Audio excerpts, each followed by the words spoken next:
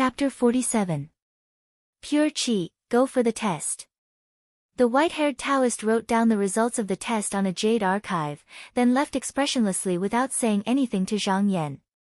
Every 3 months, the upper house would send a master to check on the progress of the true disciples. If there was any stagnation or slow progress, they would be judged to have failed the test. 3 times in a row, half of their rewards would be taken away. 6 times in a row, they would be stripped of all their rewards. 9 times in a row, they would be removed from the position of true disciple.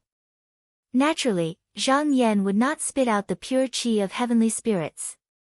He only let out a puff of pure cloud qi for the other party to check. The purity of this puff of pure cloud qi could only be considered average. However, the first step was the most difficult. He had only been in the upper house for 3 months, but he could already condense pure cloud qi. His progress was obvious, so it was reasonable for him to pass the test. After watching the Taoist leave, he was about to turn around and return to the cave when he looked up and saw someone standing in front of him. He quickly bowed and said, "Greetings, Senior Brother Ning. Your spiritual qi is pure and pure, condensed without dissipating. Obviously, you put in a lot of effort." Ning Chongshuan's white robe was the same as before, but his voice sounded a little disappointed. He knew that the qi cultivation method of the secret book of billowing clouds was not brilliant. Moreover, to cultivate in this blessed land of evil spirits, he had to hurry and act during the few hours of the night. Zhang Yan's talent was not high, and he had no one to help him. Yet, he could achieve this in 3 months. It was clear that his Taoist heart was perfect and his will was strong, far beyond his original expectations. However, it was a pity that he could not pull such a good disciple into his faction. He looked at Zhang Yan and said in a low voice, "I am here to tell you something. Your master has been decided. He will be the head of the Danding School, Zhou Chengju. This person's identity is unique. This time, he personally came to my master to ask for you as a disciple. My master has already agreed, and I cannot stop him. However, this person is not from an aristocratic family, so you can rest assured." At this point, he sighed and said, "The world is unpredictable. It seems that you and Senior Brother Qi are not destined to be master and disciple." A bright light flashed in Zhang Yan's eyes, and he said, "From what Senior Brother said, there seems to be a reason behind this. May I know why Senior Zhou wants to take me as a disciple?" Ning Chongxian shook his head and said, "It's useless for you to know more about this now." He stretched out his hand and said, "Hand over the Rui spirit shuttle." Zhang Yan's expression did not change, and he took out the spirit shuttle without hesitation. Ning Chongxian reached out, and the spirit shuttle flew back into his sleeve. He looked at Zhang Yan and said, "I will send you to meet this person. Remember, no matter how good an external object is, it is only an aid, not a reliance. As long as you are dedicated to the Tao, it is not impossible to achieve the Tao. Remember, remember." He stepped forward and put his hand on Zhang Yan's shoulder. The latter suddenly felt his vision blurred, as if the world was suddenly spinning. When he regained his balance and looked up, he was already in front of a beam structure hall. On the horizontal board were the words, "Danding Yard," but Ning Chongxian was nowhere to be found. Just as he was about to take a step forward, his expression couldn't help but change. He stretched out his hand to take a look, and the divine Rui shuttle was perfectly fine in his palm. Zhang Yan put away the Rui spirit shuttle and thought for a moment. He could not help but understand Ning Chongshuan's intention. "Today, Senior Brother Ning took the Rui spirit shuttle first and then gave it to me. I'm afraid he wants to make me lose something. Looking at his last words, he wants to tell me that no matter how good an external object is, it is still someone else's. If I can be given, I can also be given. By doing this before coming to Danding Yard, I'm afraid he is implying that alchemy is also an external object, and only practicing mysterious skill is the right way. He wants me to not forget my roots." Thinking of this, he solemnly cupped his hands in salute to the place where Ning Chongxian had left. No matter what Ning Chongshuan's purpose was, at least he had helped him a few times. Moreover, he even left the shuttle before leaving, which could be regarded as extremely benevolent. He would definitely repay this favor in the future. However, Zhang Yan smiled. Whether it's Ning Chongxian or the one who is playing tricks behind the scenes, you are both wrong, and very wrong. He shook his robe sleeves and strode into the main hall. This main hall was supported by gold and wood that could take 2 people to wrap their arms around. It was covered with a lotus flower pedestal, and the arch structure was grand. In the hall, there was a double-necked copper furnace that was as tall as a person. The gauze curtain above it fluttered, and there was a faint medicinal fragrance coming from afar. A Taoist servant immediately came forward and bowed. "Senior brother, what are you doing here? Are you here to ask for alchemy?" Zhang Yan stood still and said in a deep voice, "My name is Zhang Yan. I've been ordered to come here to see Chancellor Zhou." "Your senior uncle Zhang." The Taoist servant was stunned, but he quickly smiled and said, "Senior Uncle Zhang, this way please. I'll go report to the ancestral master." He then turned around and hurried to the back of the hall. The other Taoist servants didn't pay much attention at first. They were usually arrogant, so why would they care about a disciple coming to ask for alchemy? Even the true disciples of the Grotto Heavens were polite when they came here, but when they heard Zhang Yan introduce himself, they quivered. They immediately knew that this was the Chancellor's disciple, so they didn't dare to slight him. They all came to greet him, and some of the smarter ones even offered tea. They regretted not standing up earlier and missing this opportunity. About an hour later, the Taoist servant hurried out and bowed. "Senior Uncle Zhang, the ancestral master is calling for you. Zhang Yan, lead the way." The Taoist servant turned and said, "Senior uncle, please follow me." They followed the Taoist boy through the halls and rooms, passing through 3 great halls before arriving at the foot of a mountain. In front of them was a lake with a beautiful watercolor, and a covered bridge extended from the shore to the center of the lake. There was a 3-story ship floating there, and a Taoist was standing by the railing of the ship, occasionally throwing some fragmented white pills into the water. Zhang Yan took a closer look and found that there was a huge strange fish with 2 wings at the bottom of the ship. It was greedily swallowing the pills and making humming sounds. The Taoist servant pointed in front and said, "The ancestral master is in the fish tower. Senior uncle, please go ahead."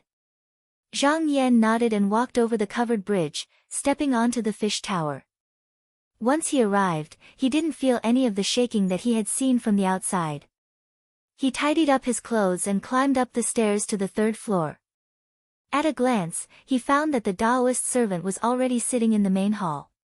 He had black hair and a black beard, and his facial features were well defined. In his right hand was a scroll of alchemy, and there was half a pot of wine on the side of the table. He read and drank. When he noticed Zhang Yan coming in, he didn't even look at him. He just waved his sleeves and said expressionlessly, "Who allowed you to come up here? Go down." Zhang Yan ignored him. He saw that the bookshelves on both sides were filled with Taoist books, so he walked up and took one to read. The Taoist servant snorted and moved the scroll in his hand away. He said coldly, "Don't think that I won't take you as my disciple because of your actions. I'm only taking you in to return a favor to an old friend. Whether you're willing or not, I, Zhou Changju, will take you as my disciple." Zhang Yan smiled and put down the book in his hand. He turned around and said, "Second uncle, won't you suffer if I become your disciple?" "What did you call me?" "You. Could you be the Zhou family's?" Zhou Changju's expression changed, and his expression became extremely interesting. First, it was anger, then confusion, then surprise, and finally excitement. He suddenly stood up and said in a low voice, "Come with me." He pulled open a bookshelf beside him and entered a secret room. Zhang Yan smiled and didn't hesitate to follow Zhou Changju in. When the door to the secret room was closed, Zhou Changju looked at Zhang Yan with a burning gaze. He said, "Who are you?" Zhang Yan first bowed respectfully, then told him about his background. Finally, he said, "The senior who guided me up the mountain said that an elder of the Zhou family broke out of the house 200 years ago and swore to destroy the Zhou family. He asked me to come and seek refuge with him. He said that if I couldn't enter the upper house, then there would be no need to mention it. If I could enter the upper house, then I would naturally have the opportunity to meet you.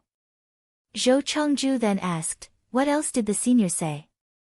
Zhang Yan said, the senior said that after meeting you, he only asked if you remembered Daoren who patted your back 3 times with a horsetail whisk that day. Zhou Chengju heard this and didn't say a word.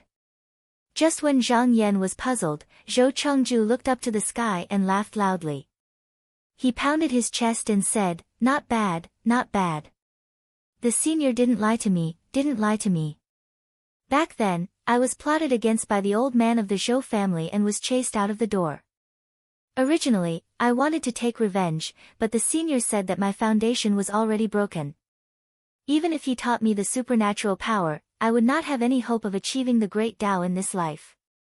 At most, I could live a free and unfettered life for 1,000 years. So I asked what should I do? The senior told me that he would travel the world to find someone with great luck and power.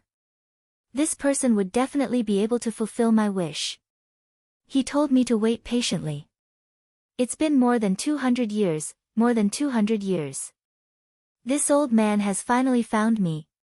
He sighed. After he was done, he smiled gently at Zhang Yan and said, young friend Zhang, you don't have to worry about me.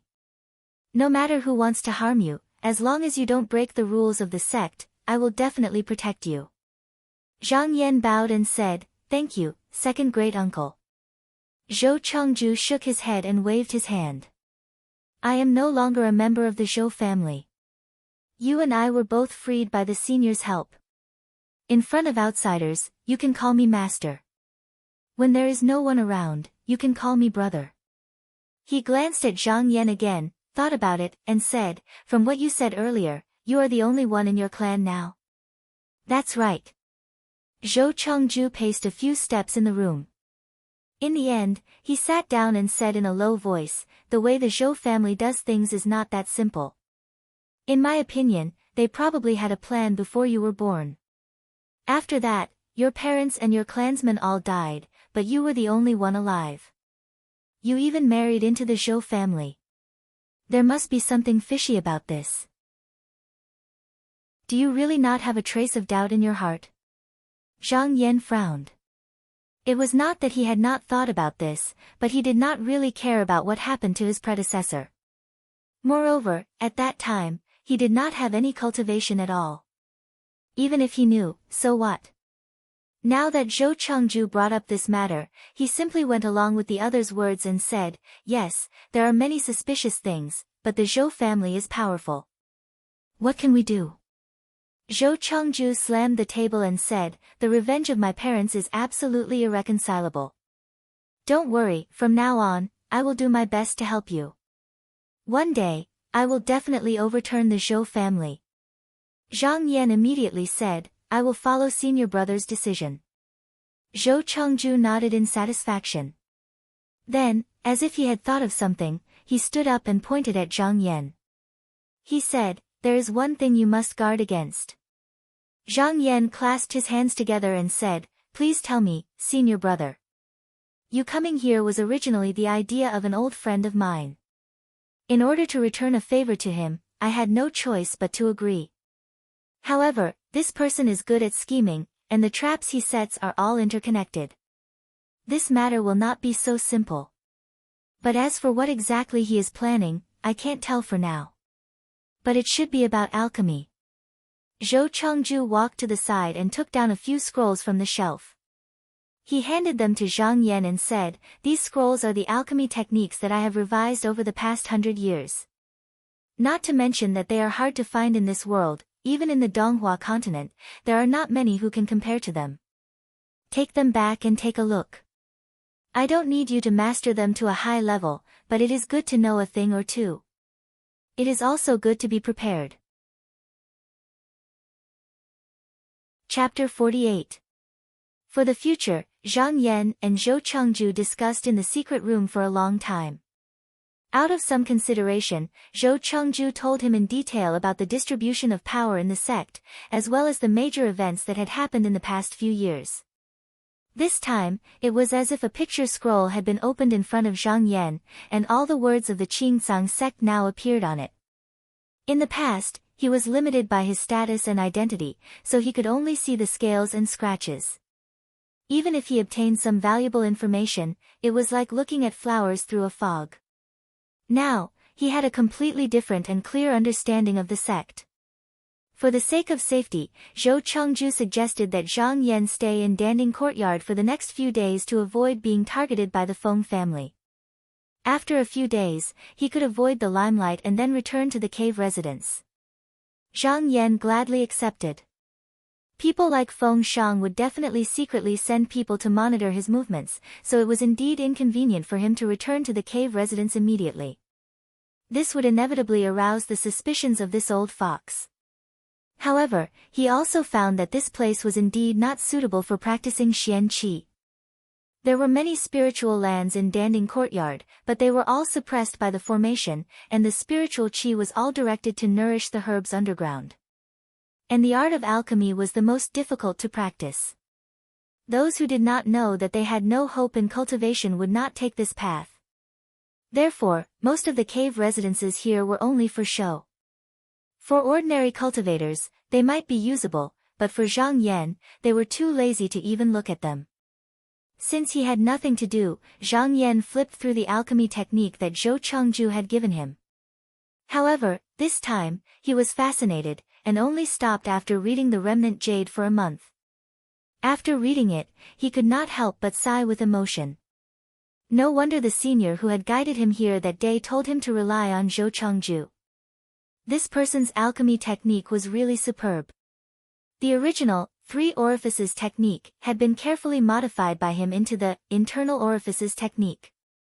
One had to know that the 3 orifices technique required one to train one's tongue, nose, and eyes into an excellent magic tool for distinguishing the effects of fire. Only with this foundation could one be called an alchemist. Although the internal orifice technique was derived from the original 3 orifice technique, it was much more brilliant. He first opened another qi orifice in his body, and then swallowed several special elixirs to condense this qi orifice into an existence not inferior to an ordinary celestial device. When activating the orifice technique to observe medicine, he only needed to extract qi from the qi orifice and circulate it around the 3 orifice to replace the original 3 orifice technique. Not only did it greatly shorten the practice time, but it also did not have high requirements for the practitioner's aptitude. Most importantly, as long as there were those few elixirs, anyone could practice it. If this method were to spread, it would definitely change the power structure of the 16 sections.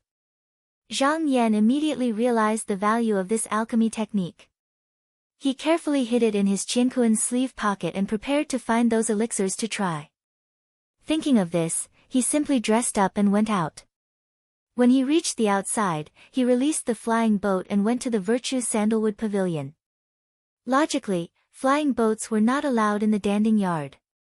But now, Zhou Chengju had given him the position of supervisor, which was used to supervise the various yards and halls of the Danding Yard. This position had great power. In the Danding Yard, any irregularities could be investigated, but no one had any objections to this position. From an outsider's point of view, firstly, Zhang Yan was now Zhou Chengju's inner disciple. He was a true direct disciple and was the most trustworthy person. It was not worth offending him. Secondly, the affairs of the Danding Yard were complicated and complicated. Zhang Yan was new and did not know the accounting, nor did he know alchemy. He did not know how to identify medicinal herbs, so he could not tell the quality of the elixirs. Even if the people below him were secretly tampering, he would not be able to see through it. So even the other 2 deputy pavilion masters tacitly approved of this. The Danding Yard occupied a vast area. It was another continent outside of the upper yard. Most of the continent was filled with medicinal fields and spiritual peaks.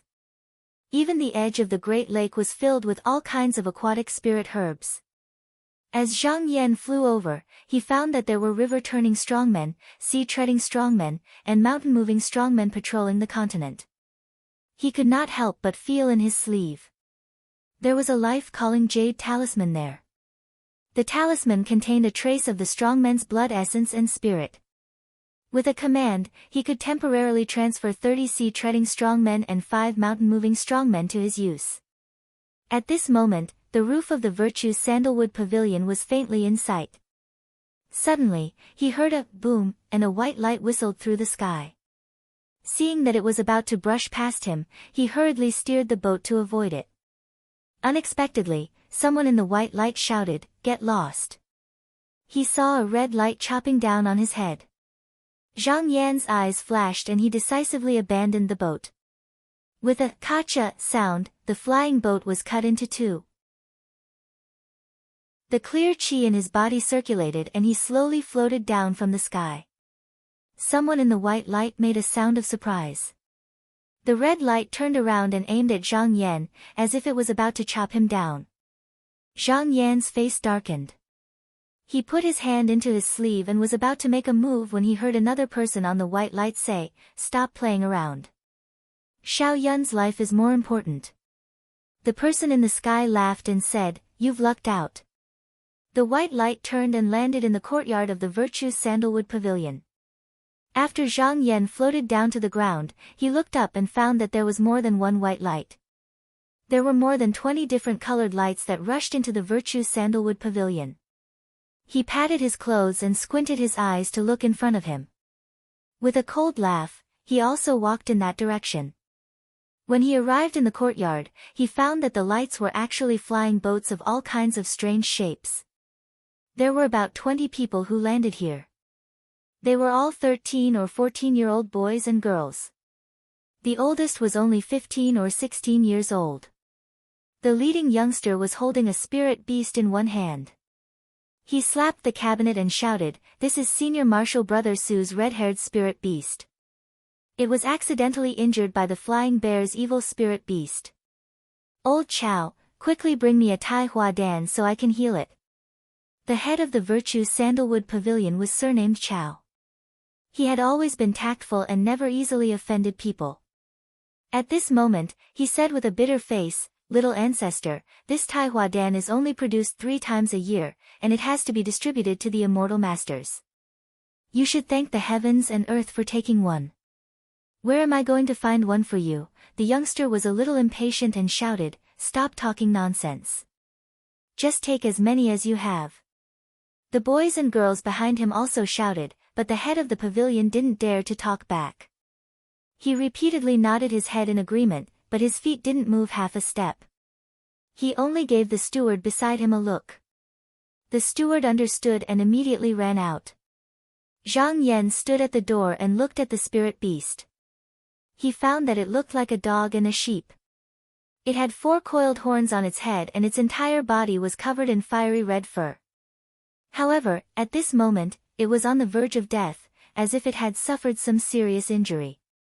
At this moment, the steward ran out, but he was pulled back by Zhang Yan.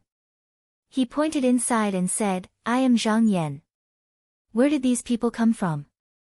The steward had originally been in a hurry to find the monastery heads, but he hadn't expected to be stopped by Zhang Yan. Just as he was about to explode, he didn't expect to hear the 2 words Zhang Yan. His body trembled and immediately softened. He lowered his head and said submissively, reporting to Uncle Master Zhang, "They are all relatives of the direct disciples from the 6 rivers and 4 islands." The so-called 6 rivers and 4 islands were all high-grade cultivation caves. However, they weren't like Spirit Page Island, which was located in a remote corner with dangerous qi channels. That place could really be called a blessed land. Not only was it rich in spiritual qi, the scenery was pleasant, and the 10 blessed lands were like chess pieces on a chessboard. Those direct disciples were also on good terms with each other, forming an extremely powerful force within the sect. Zhang Yan nodded and muttered to himself for a while. Since these people were the relatives of the direct disciples, and his flying boat had been destroyed, with his status, he should take the initiative to talk to these people directly. There was no need to lower himself to the level of these children and become a joke. Thinking of this, he was about to leave when he heard the steward say, "The one in the lead is called Feng Ji, and the one in red is called Zheng." Zhang Yan suddenly stopped and said, "Wait a minute, you said the one in the lead is surnamed Feng? Yes, it is one of the 12 main families, the Feng family. Zhang Yan's thoughts raced. He carefully calculated everything and immediately changed his original plan. He sneered inwardly. Feng Shang, oh Feng Shang, your Feng family's disciples have offended me today. You can only blame your own bad luck. If he wanted to cause trouble for the Feng family, he probably wouldn't have a good chance in the next 10 years. However, Feng Ji had taken the initiative to come to him today, how could he let him go? Furthermore, he had a plan in mind. As long as he operated it well, he might be able to drag all the disciples of the aristocratic families down with him. Zhang Yan released the steward and strode into the inner hall. He pointed at the spirit beasts on the ground and said in a low voice, Pavilion Master Chow, what's going on? Pavilion Master Chow didn't know Zhang Yan and couldn't help but be startled. The steward hurriedly ran in and whispered something in his ear. His expression changed slightly and he stepped forward to greet him, saying, So Marshal Uncle Zhang has arrived. Please come in and take a seat. Zhang Yan waved his hand and said, I'm asking you, what's going on? Pavilion Master Chow groaned but didn't say anything. If he didn't say anything, Zhang Yan wasn't in a hurry. He only stood there calmly. Feng Ji, on the other hand, was impatient and called out, My Xiaoyun has been injured and needs to take your pavilion's Tai Hua pill to cure it. What else is there to say? Second brother Chow, why aren't you going to get the medicine? As soon as he said this, Pavilion Master Chow cursed inwardly. Logically, this medicinal pill couldn't be given to spirit beasts, but he could actually find an excuse for this matter. He could just say that a true disciple urgently needed it, and that would make sense. However, he absolutely couldn't say anything about this matter. Otherwise, he would be in big trouble if he pursued the matter later on. Unfortunately, these aristocratic families' disciples were used to doing things unscrupulously. How could they think of this kind of method? Zhang Yan ignored Feng Ji and said coldly to Pavilion Master Chow, How can a beast eat a medicine taken by a human? You dare not give it to me. Feng Ji turned his head and glared at Zhang Yan. Zhang Yan didn't even look at him, as if he didn't exist. He only said a few words of concern to Pavilion Master Chow, Pavilion Master Chow, every house and workshop has a fixed amount of medicinal pills. If there's any missing, you'll have to bear the responsibility. After saying this, he flicked his sleeves and left. Don't you go. Feng Ji yelled. He raised his hand and a red light shot out towards Zhang Yan's back. Zhang Yan's eyes flashed.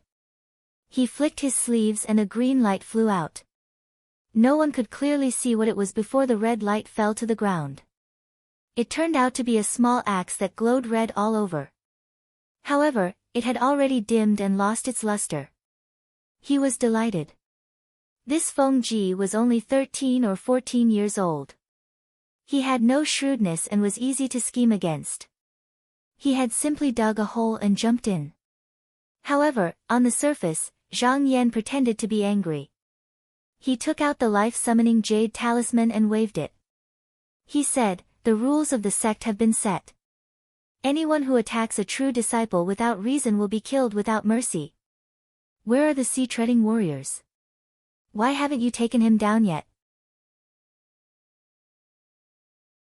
Chapter 49. As soon as the summoning jade token appeared, the warriors were all controlled by their primordial spirits and blood essence. Immediately, 6 of them rushed in. When Feng Ji heard Zhang Yan call out his identity, he was also taken aback. However, seeing that there were not many of them, he could not help but feel emboldened. A trace of disdain floated across his eyes. Whether the other party was bluffing or not, as long as he could kill his way out after taking the elixir, no one could do anything to him. Therefore, not only was he not afraid, but he was also excited. He shouted, Senior and junior brothers, this person dares to bully the people of the 6 rivers and 4 islands. Don't worry, if anything happens, senior brother Su will take care of it for us. Take the elixir from me before you leave. These 20 or so people were also not afraid of causing trouble. When they heard this, they all made a ruckus. All kinds of magical weapons and flying swords appeared and greeted these warriors. The magic power and true essence of the warriors of the sea-treading realm were equivalent to that of a cultivator at the second tier of the clear chi realm. Their bodies were like forged iron. Ordinary flying swords and spiritual chi could not harm them. However, they were still a level lower than the mountain-moving warriors. When they encountered the magical weapons, they could not block them. In an instant, 3 of them were smashed to the ground. It was unknown whether they were dead or alive. There were even more people who were fighting excitedly. Several magical weapons greeted Zhang Yan at the same time. However, after he casually broke a few of them, they looked distressed and did not dare to cause trouble for him. At this time, no one noticed the faint trace of mockery on Zhang Yan's face. He could have called the mountain-moving warriors, but he only called out 6 of them. He wanted to give the other party a chance to resist. In his view, how could one Feng Ji be enough? He was just a small ant. This matter did not involve the people of the 6 rivers and 4 islands. At the very least, he wanted to drag the Feng family into the swamp and let them have a taste of being schemed against. Ambushing a true disciple. Even after revealing their identities, they still besieged him. They did not care about the rules of the sect. In a broad sense, this was equivalent to betraying the sect. Therefore, the bigger this matter was, the better it would be for him. Seeing that most of the sea-treading strongmen had been killed or injured, Zhang Yan felt that the time was right. He summoned his jade token, and 3 mountain-moving strongmen came to him. They were not afraid of the attacks from the transcendent artifacts at all. They walked forward and knocked down one of them with a single slap. In an instant, they had taken down more than 20 people. Putting away the magic tools, he tied up the group of people with refined ropes and threw them into the hall. Hearing them cursing incessantly, Zhang Yan ordered people to gag their mouths. He walked to the table, took a pen and paper, and wrote a concise letter.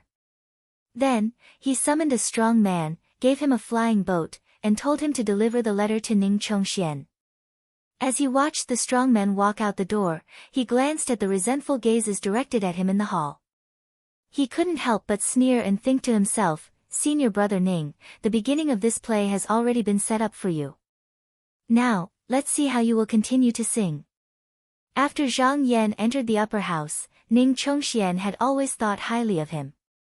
Moreover, with the former's identity as a true disciple, once he was recognized by the master and disciple branch, it was foreseeable that he would become the backbone of the master and disciple branch in the future.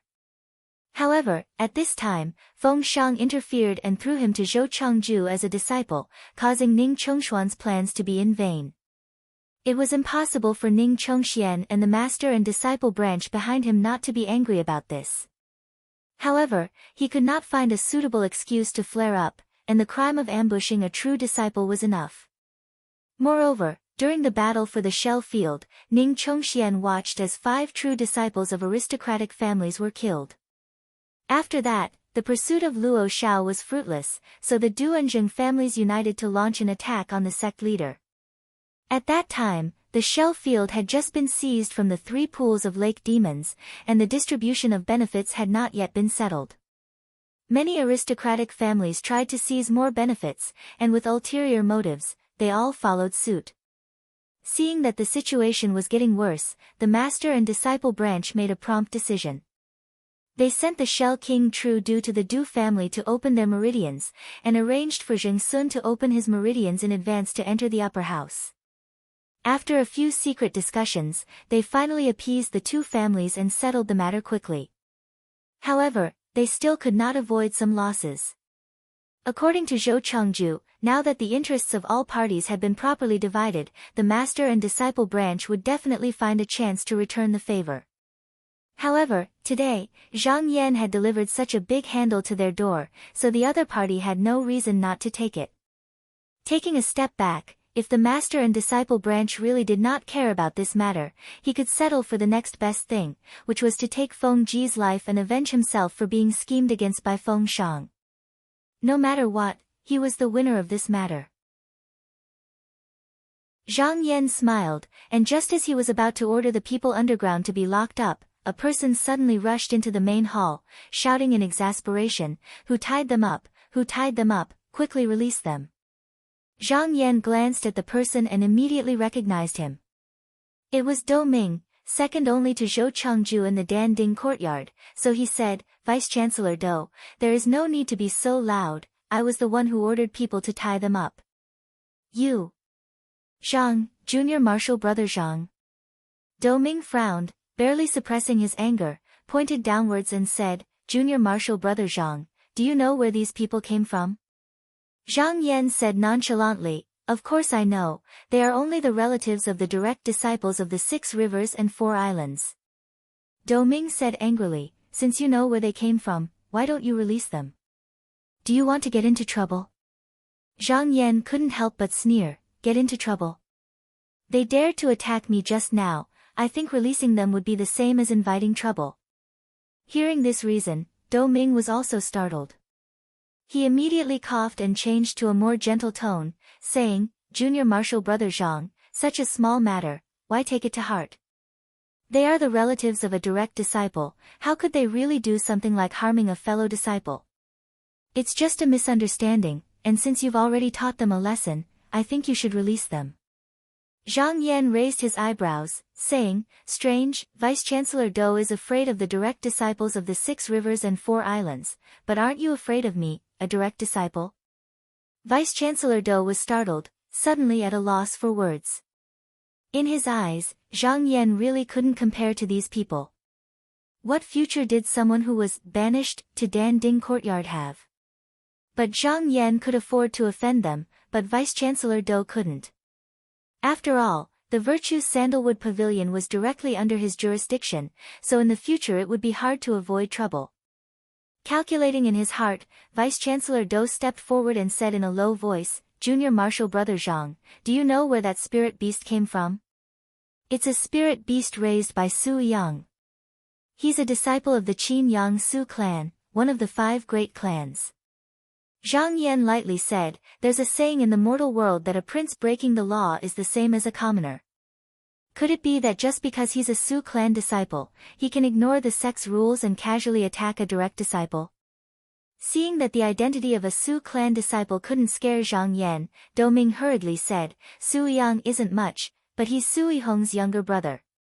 Junior Marshal Brother Zhang should have heard of him. This person is usually very protective, so if you offend his younger brother, he might come looking for you in the future." At that time, Junior Marshal Brother shouldn't hide. Su Yihong. Zhang Yan thought about it. This Su Yihong indeed had a great reputation. In the past, when he was in the lower house, Ai Zhongwen had mentioned him many times. It was said that this person was nourished by spirit liquid when he was still in his mother's womb and cooked with jade medicine. His mother used her essence blood to give birth to him day and night, and after 16 years, he was born with spirit light gathering point and had opened his meridians. His meridians were at the Xiaoyang meridians, and after cultivating for 38 years, he was already a core formation expert. He had killed a core formation cultivator when he was only at the mystic light realm, so he was indeed not a simple person. However, so what if he was strong? Zhang Yan sneered. How could a single person like him compare to the power of an entire clan? Which one of the people he had messed with didn't have a backer? If he dared to do this, then he naturally had the confidence to do so. As a direct disciple, he was attacked by a group of juniors. Where were the rules? Where were the sect rules? Where were the superiors and subordinates? Unless the Yingzang sect disbanded today, they would have to stand on his side on the surface and protect the rules.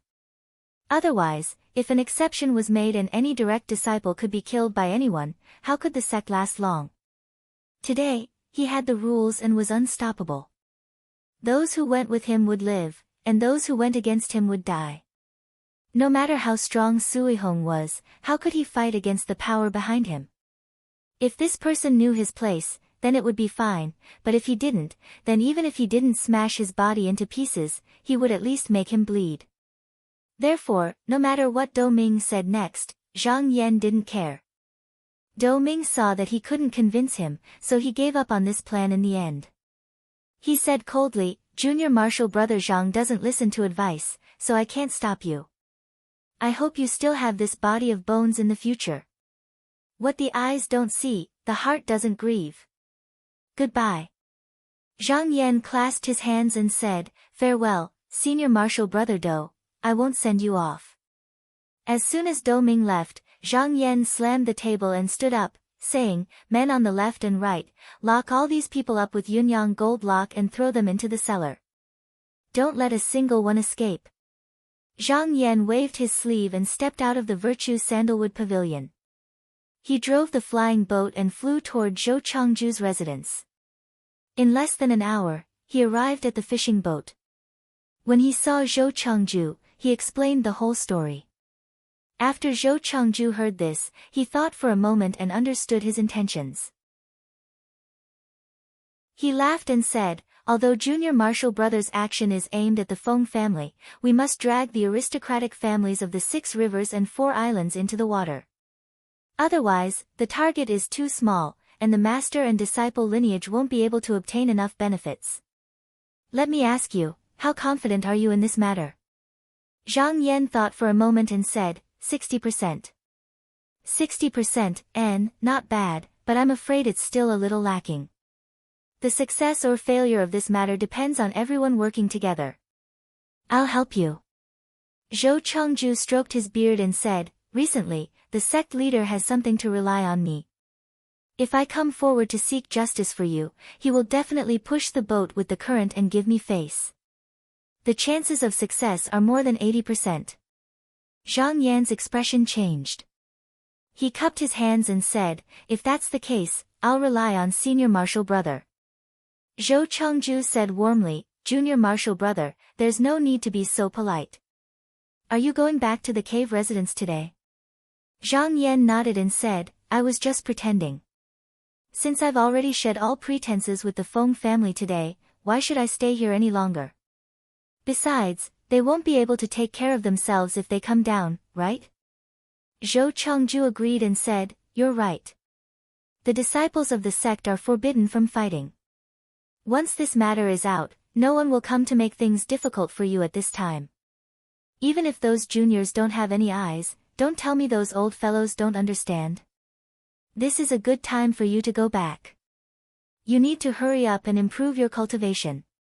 After all, this is the foundation. Senior Marshal Brother is right. Zhang Yan paused and said, When I read Senior Marshal Brother's writings the other day, I found that Senior Marshal Brother's alchemy skills are amazing. I studied it and felt that I've benefited a lot. Zhou Chengju understood the meaning behind Zhang Yan's words and couldn't help showing a happy expression. He said, It's good that you're interested. I was afraid that you wouldn't care about my little tricks. Oh right, wait a moment. He turned around and came out with a bottle of pills. He said, These are pills that I've refined to complement my alchemy skills. Take them all. Zhang Yan took the pills, nodded in thanks, and bid farewell to Zhou Chengju. After walking out of the fish boat, he looked at the sky and thought, Feng Shang, I've already made my move. How are you going to respond? He smiled and formed a hand seal. The flying boat rose into the sky and returned to Spirit Page Island. Chapter 50. Granduncle, is Zhang Yan crazy? He actually dares to capture more than 20 relatives of the true disciples of the 6 rivers and 4 islands. Isn't he afraid of offending these true disciples? Doesn't he care about the families behind these people? When he first heard Zhang Yan's actions, Fengzhen almost suspected that he had heard wrongly. Although the 6 rivers and 4 islands were not a large family, they were still a force that could not be ignored when they joined forces. Moreover, one of the people captured was a direct descendant of the Feng family. Zhang Yan's actions were simply audacious and unscrupulous. Feng Shang, however, waved his large fan lightly and said with a calm expression, Zhen, you still don't understand. This time, Zhang Yan has already used himself as a fulcrum to pry the master and disciple's bloodline into fighting with our families. Before the outcome is decided, the master and disciple's bloodline will definitely protect him. Who dares to stand up for him now? Thus, although his actions seem crazy, in fact, he is actually safe and sound. Feng Zhen, however, was puzzled. Then what? Does he not want to stay in the Yingcang sect anymore? Isn't he afraid that our Feng family or the 6 rivers and 4 islands will find trouble with him in the future? Feng Shang placed his hands behind his head and narrowed his eyes. That will also be a year and a half later. At that time, the situation, who can say for sure? A year and a half. Feng Zhen was shocked. Why would it take so long? I heard that the family is working with several other families to pressure the master and disciple's bloodline, and the sect leader doesn't seem to be doing anything. Feng Shang sneered. Extremely stupid. Do you think that the master and disciple's bloodline is not acting because they care about the strength of our families? That's because they think that our families have too little meat and can't eat their fill. The sect leader wants you people who don't know what's good for you to jump out one by one so that they can catch all of you in one fell swoop. Feng Zhen was shocked. Don't our families share weal and woe and advance and retreat together? Isn't the sect leader afraid of causing public anger by doing this?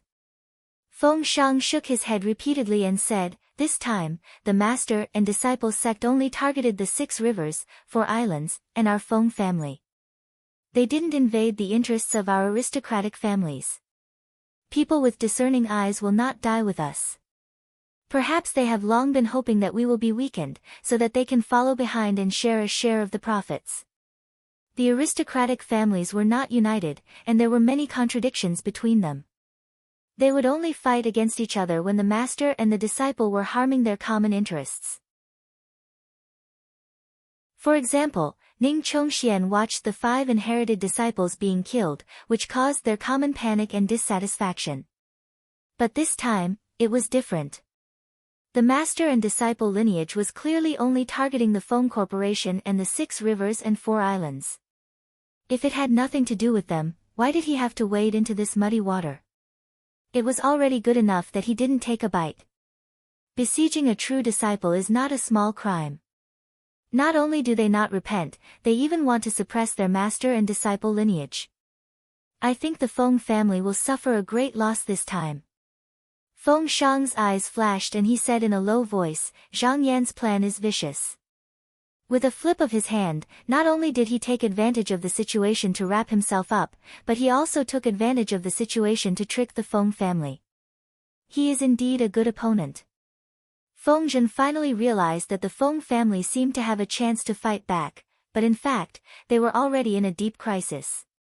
He immediately broke out in a cold sweat and hurriedly walked down from his seat, bowed down, and said, Great-nephew asks granduncle, how should this matter be resolved? Feng Shang glanced at him and said indifferently, of course there is a way. Let Feng Ji die obediently, kill him, and send him to the Zhengqing courtyard. Then, send someone to appease Zhang Yan. This way, we can cut off this matter in advance and not give the master and disciple a chance to attack us. Feng Zhen's eyes widened. In this way, won't we still lose the life of a Feng family member? That will greatly damage the reputation of the Feng family. Feng Shang snorted and said, when the nest is overturned, how can there be unharmed eggs? In my opinion, it's worth it to use Feng Ji's life to prevent the family from suffering a loss. You have to know that Zhang Yan's plan is vicious. No matter what the result is, it's a slap to the Feng family's face. We have to lose our face.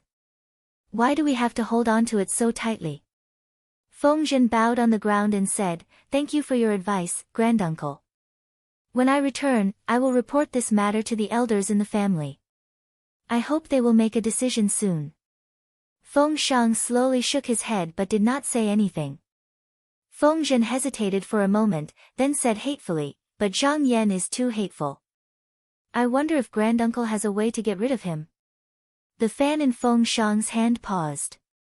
His gaze was cold as he said, when I lured Zhang Yan into the Danding courtyard, how could I not have a backup plan? It's just that now is not the time to act. We need to wait for the right time. Can granduncle reveal a thing or two? Feng Shang smiled and did not answer.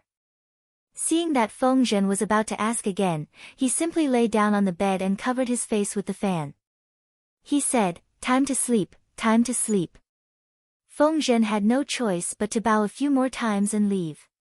5 months later. Dark clouds rolled on Spirit Page Island. Metal, wind, and fire qi roiled. It was several times more vigorous than usual. At this time, Zhang Yan had refined 80 breaths of dry spirit clear qi in his body. Now, he only needed one more breath before he could leap into the initial transformation of the Sea of Qi realm. Such rapid progress was all thanks to the elixirs sent by the Wang family and the method of refining the billowing cloud clear qi. However, this last breath of clear qi had been repeatedly condensed for 7 days and 7 nights, but there was still no success.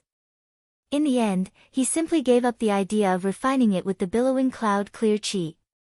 Instead, he used the method of drawing qi and released the 80 breaths of dry spirit clear qi together in an attempt to extract this breath of clear qi from the yuanjin. However, he did not expect that when the 80 breaths of clear qi were released, the last breath of clear qi somehow communicated with the heavy evil qi in the depths of the earth's crust, causing the metal and fire qi to surge continuously. This heavy evil qi was far more ferocious than the usual evil qi. At this moment, as if knowing that he was about to succeed, the heavy evil qi surged towards his 5 apertures. It was as if it wanted to overwhelm him and destroy his Tao foundation. The 80 breaths of clear qi were also scattered by the heavy evil qi. If he was not careful, these refined clear qi could also be contaminated. At this critical juncture, Zhang Yan's original self was not disturbed. He guarded the Dan aperture and his spirit did not waver at all. In a flash, he fixed the 80 breaths of dry spirit clear qi. In his heart, he silently chanted the Tai gold calligraphy incantation. The yuanjin slowly moved and very patiently grinded away the evil qi that seeped into his body from his pores. After another 3 days, the last breath of air was like a chicken that had just broken out of its shell. There was only a sliver left. At this moment, Zhang Yan's eyes suddenly opened. His body unconsciously shook, as if something had suddenly left his body. All the dry spirit clear qi outside suddenly surged and without being summoned, it all entered his eyes, ears, mouth and nose. His facial features immediately felt relaxed and light. Looking at his chest again, he saw the 81 breaths of clear qi were rippling like water waves. At this moment, he had officially stepped into the first level of clear qi, the state of initial formation of Sea of Qi. But the clear qi floated up and down in the Dan aperture, like the rolling of the rivers and seas.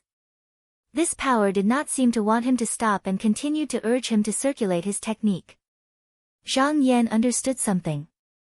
He opened his mouth and inhaled. He swallowed a mouthful of the heavy evil qi in front of him and wrapped it with the clear qi.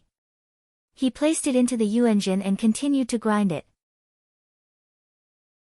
After a day and night, he just now grinded away the heavy evil qi. At this moment, greenish-black sweat continuously seeped out from the pores of his body. Phew, he let out a long breath. A blackish-gray breath, like smoke, was spat out from his mouth and nose. Looking at his inner body, he realized that other than the 81 breaths of dry spirit clear qi, there was actually another breath of black qi. Zhang Yan could not help but be overjoyed. He actually managed to gather the first breath of Kunling evil qi. Didn't that save him a few months of effort? Wonderful, wonderful. This second step is even more difficult than the first. Who knew that the Tai golden scripture would be so marvelous? Extreme yang as yin, extreme yin as yang. I actually broke through 2 stages in one breath. Fortune and misfortune indeed go hand in hand. It all depends on whether I can keep my heart and follow the Tao. He had great luck on him. The heavenly Tao lifted the whip high and kept striking down, not allowing him to slack off. But wasn't this exactly what he wanted? The cultivation of Xian techniques was naturally like rowing a boat against the current. There was no retreat. Only by taking a step forward would one be in line with the heavenly heart. Hence, it was unstoppable. If one's will was not strong enough, even if it was just a step back, one would be abandoned by the heavenly Tao. At this time, Zhang Yan saw 81 breaths of dry spirit clear qi gathering and dispersing in his body, moving around unpredictably, but a breath of turbid qi was stagnant and heavy, like a deep well. His heart moved, he opened his mouth and spat out the turbid qi from his chest, only to hear a qi sound. The stone wall was actually pierced by a hole of unknown depth, 2 fingers wide. He took another deep breath and recalled the turbid qi back into his chest. He realized that the turbid qi was not damaged at all. It was obvious that this wasn't the limit of the turbid qi. He could not help but nod his head. No wonder the Tai Golden Scripture said that when one cultivated to the mystic light realm, one ray of mystic light would be able to melt metal. Just the turbid qi alone has such power. It seems like it wasn't an exaggeration. Zhang Yan knew that he had used up all his momentum this time. His cultivation probably wouldn't be able to take another step forward in the next few days. He still had to slowly train himself in the future. He calculated that he would need at most half a year. In another half a year, he would be able to enter the second level of bright qi, summon clouds and summon clouds. At that time, the turbid qi and clear qi would merge together and he would be able to condense the qi of clouds and rain. He would be able to use this qi to travel through the clouds without the help of a flying boat. For flying techniques, only when one reached the third level of bright qi would there be a seed of mystic light in their body.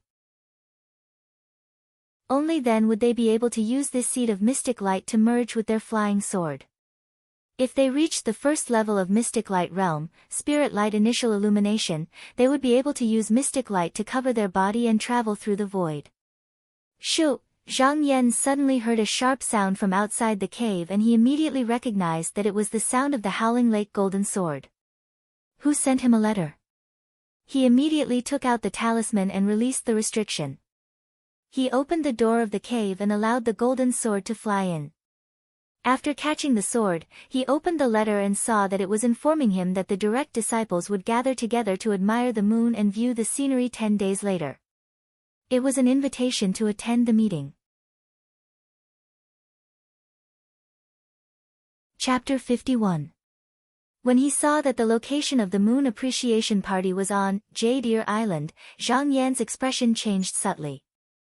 This, Jade Ear Island, was one of the 6 rivers and 4 islands. He had just tricked them, and now they invited him to the island. There must be a deeper meaning behind this. As far as he knew, the 6 rivers and 4 islands had already expelled their offending clansmen from the Black Tsang sect a month ago.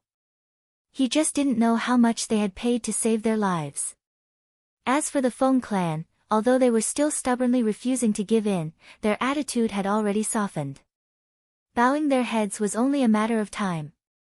He flipped through it again and found that there were many strange things about this letter.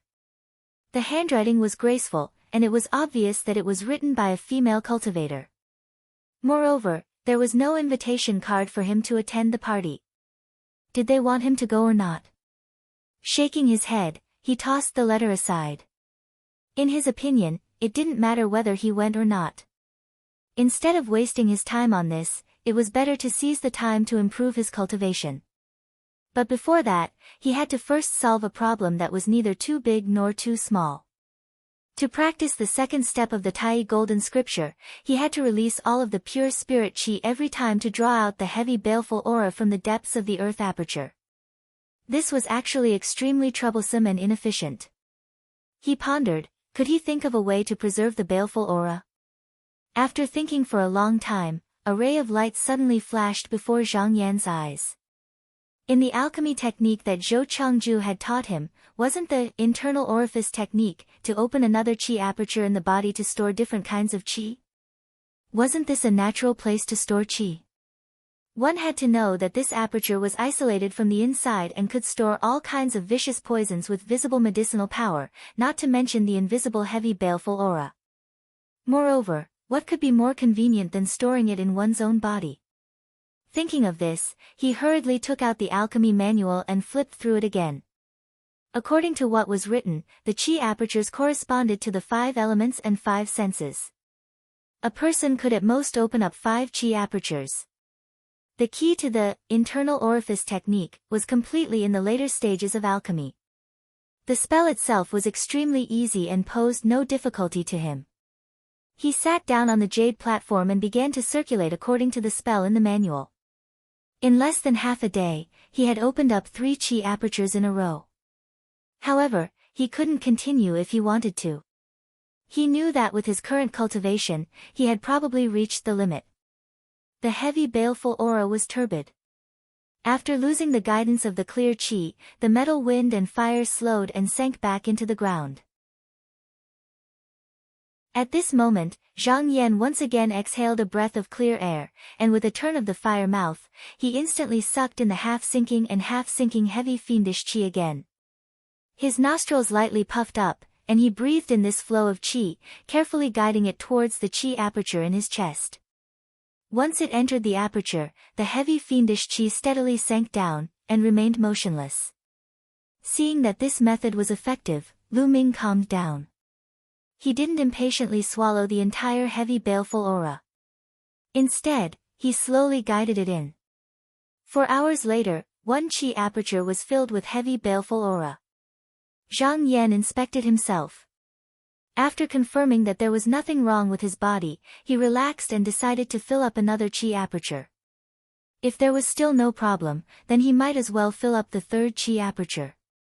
This time, he took about a night to absorb the heavy baleful aura.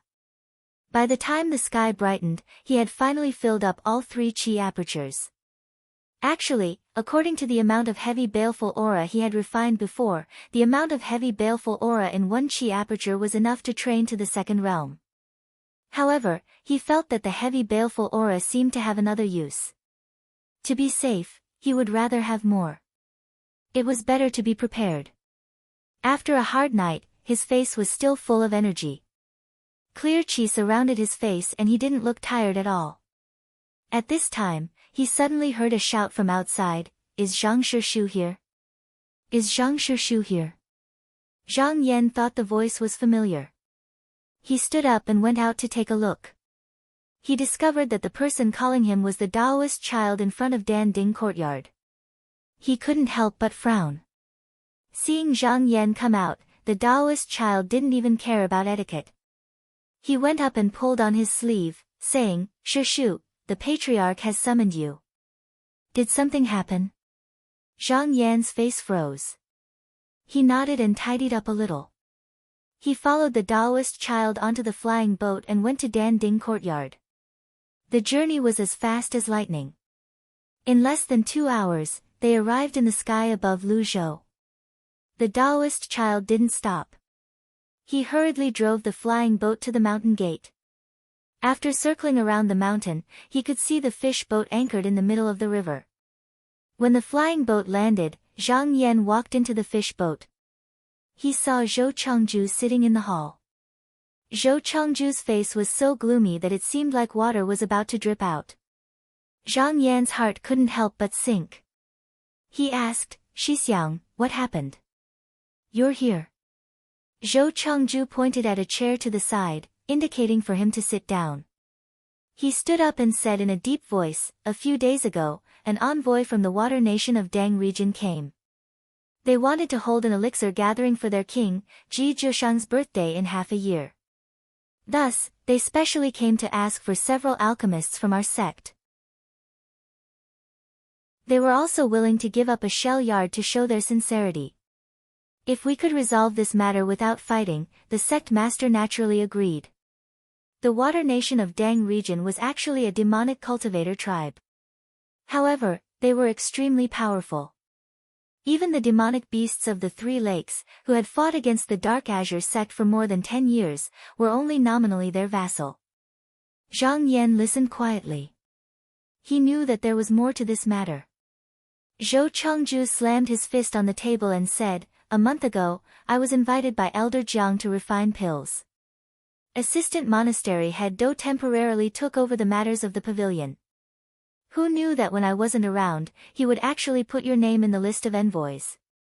Now that the envoy from the Water Nation has returned, it was already too late when I returned today." Zhang Yan's expression was calm, as if this matter had nothing to do with him. He asked, how did assistant monastery head Do explain this? Zhou Chengju's eyes were filled with anger. He snorted and said, Do Ming said that it was due to the negligence of his subordinates. He had already killed that person and was willing to resign from his position to retire at home.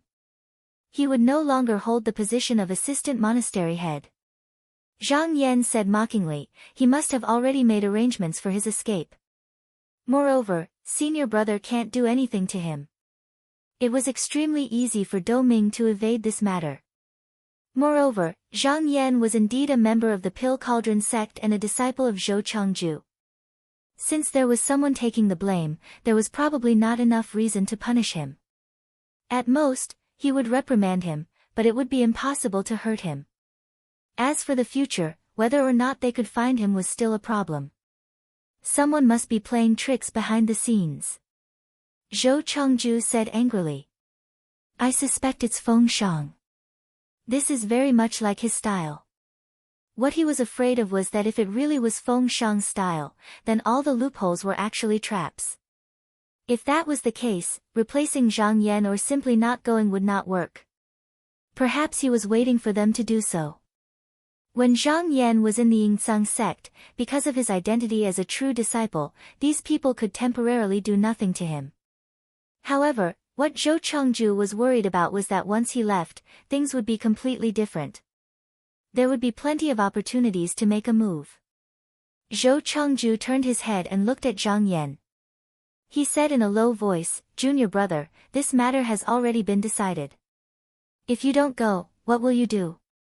If you don't want to go, I will sacrifice my old face to beg someone. He will definitely guarantee your safety. The muscles on his cheeks twitched faintly, as if he had thought of something extremely embarrassing. Zhang Yan lowered his head and pondered for a moment. When he raised his head again, a smile gradually appeared on his lips. Senior brother, I'm willing to go. Oh. Zhou Chengju looked at him in surprise. Have you thought it through? Zhang Yan said, I might not be safe in the sect. There will be more and more tricks like this. It's impossible to guard against them. Although I'm not afraid, it will affect my cultivation. This trip to the Shui kingdom will not be in the sights of the aristocratic families. It's a place where fish can leap freely in the vast sea and birds can fly freely in the vast sky. Perhaps this is my chance. Zhou Chengju pondered for a moment and slowly nodded. What you said is somewhat reasonable. He paused for a moment before continuing, but you still need to be careful. According to my deduction, if they want to attack you, there are only two possibilities. One is to attack you on the way, and the other is to cause trouble in the Shui kingdom. I think the latter is more likely. If you die there, not only will the sect master not pursue the matter, he will only say that other sects are deliberately stirring up discord between the two sections. Zhang Yan nodded to show that he understood. Although he was a true disciple, if something really happened to him in the Shui kingdom, the Yuzhang sect would not easily go to war with the Shui kingdom for him. They would only try their best to calm the matter. Perhaps in the future, when they shed all pretense of cordiality with the Shui kingdom of the Dang region, they would use his death as an excuse, but their goal would not be to avenge him. Zhou Chengju sneered. I've checked the roster. On this trip to the Shui kingdom of the Dang region, besides you, there are a few people who were once Do Ming's trusted followers. There must be a reason for this. You don't know alchemy, and this matter is not a big deal. It's fine if you make things clear, but you are my disciple. If someone adds fuel to the fire in the Shui kingdom of the Dang region, spreading rumors and secretly slandering you, it is very likely that our sect will become enemies with the Shui kingdom of the Dang region. When that happens, you will bear the brunt of it. At this point, he glanced at Zhang Yan and sighed. There are still 10 days before we set off. In these 10 days, I will teach you as much as I can. We can only make every possible effort. 10 days. Zhang Yan thought of the true disciple's moonlight appreciation incident. Could there be a connection between the two? Then he remembered another matter. Luo Xiao also knew a little alchemy, so it was obvious that the Yao cultivators did not lack alchemists. Why did they come to the Yingzang sect to borrow alchemists? When he asked Zhou Chengju about this, he replied, "You may not know, but although the Yao cultivators know alchemy, they only know some superficial techniques. They can refine some ordinary pills, but only we human cultivators can refine high-quality pills. The reason is that only human cultivators can cultivate the three orifices technique. Even if the Yao cultivators can transform, they can't practice it. Therefore, they can only rely on human cultivators to refine high-quality pills." Ji Zhoushang, the ruler of the Shui kingdom of the Dang region, has always been fond of grandiose achievements, so this is not surprising. At this point, Zhou Chengju seemed to think of something and said, "The internal orifices technique I passed on to you must not be leaked. If the Yao cultivators find out, the world will be turned upside down. Senior brother, don't worry, I know what I'm doing." Zhang Yan's eyes flashed. "But I don't think we can let Deputy Chancellor Dou get away so easily." Zhou Chengju nodded and looked at Zhang Yan. "Junior brother, what do you plan to do?" Zhang Yan smiled. "Since he is gone, it would be a pity for Deputy Chancellor Dou's alchemy skills to go to waste. Why don't we report this to the sect master and let him be my assistant? He can come with me. P.S. All kinds of crashes, all kinds of disconnections, extremely depressing." Chapter 52. 10 days later, the delegation to the water country of the Dang domain was ready to set off. Including Zhang Yan, there were more than 60 people on this journey. They were led by a cultivator at the third tier of the clear qi stage called Wu Zhen. Everyone would ride a Feiyao pagoda towards the water nation. This pagoda was much faster than ordinary flying boats. It would only take them less than a month to reach their destination.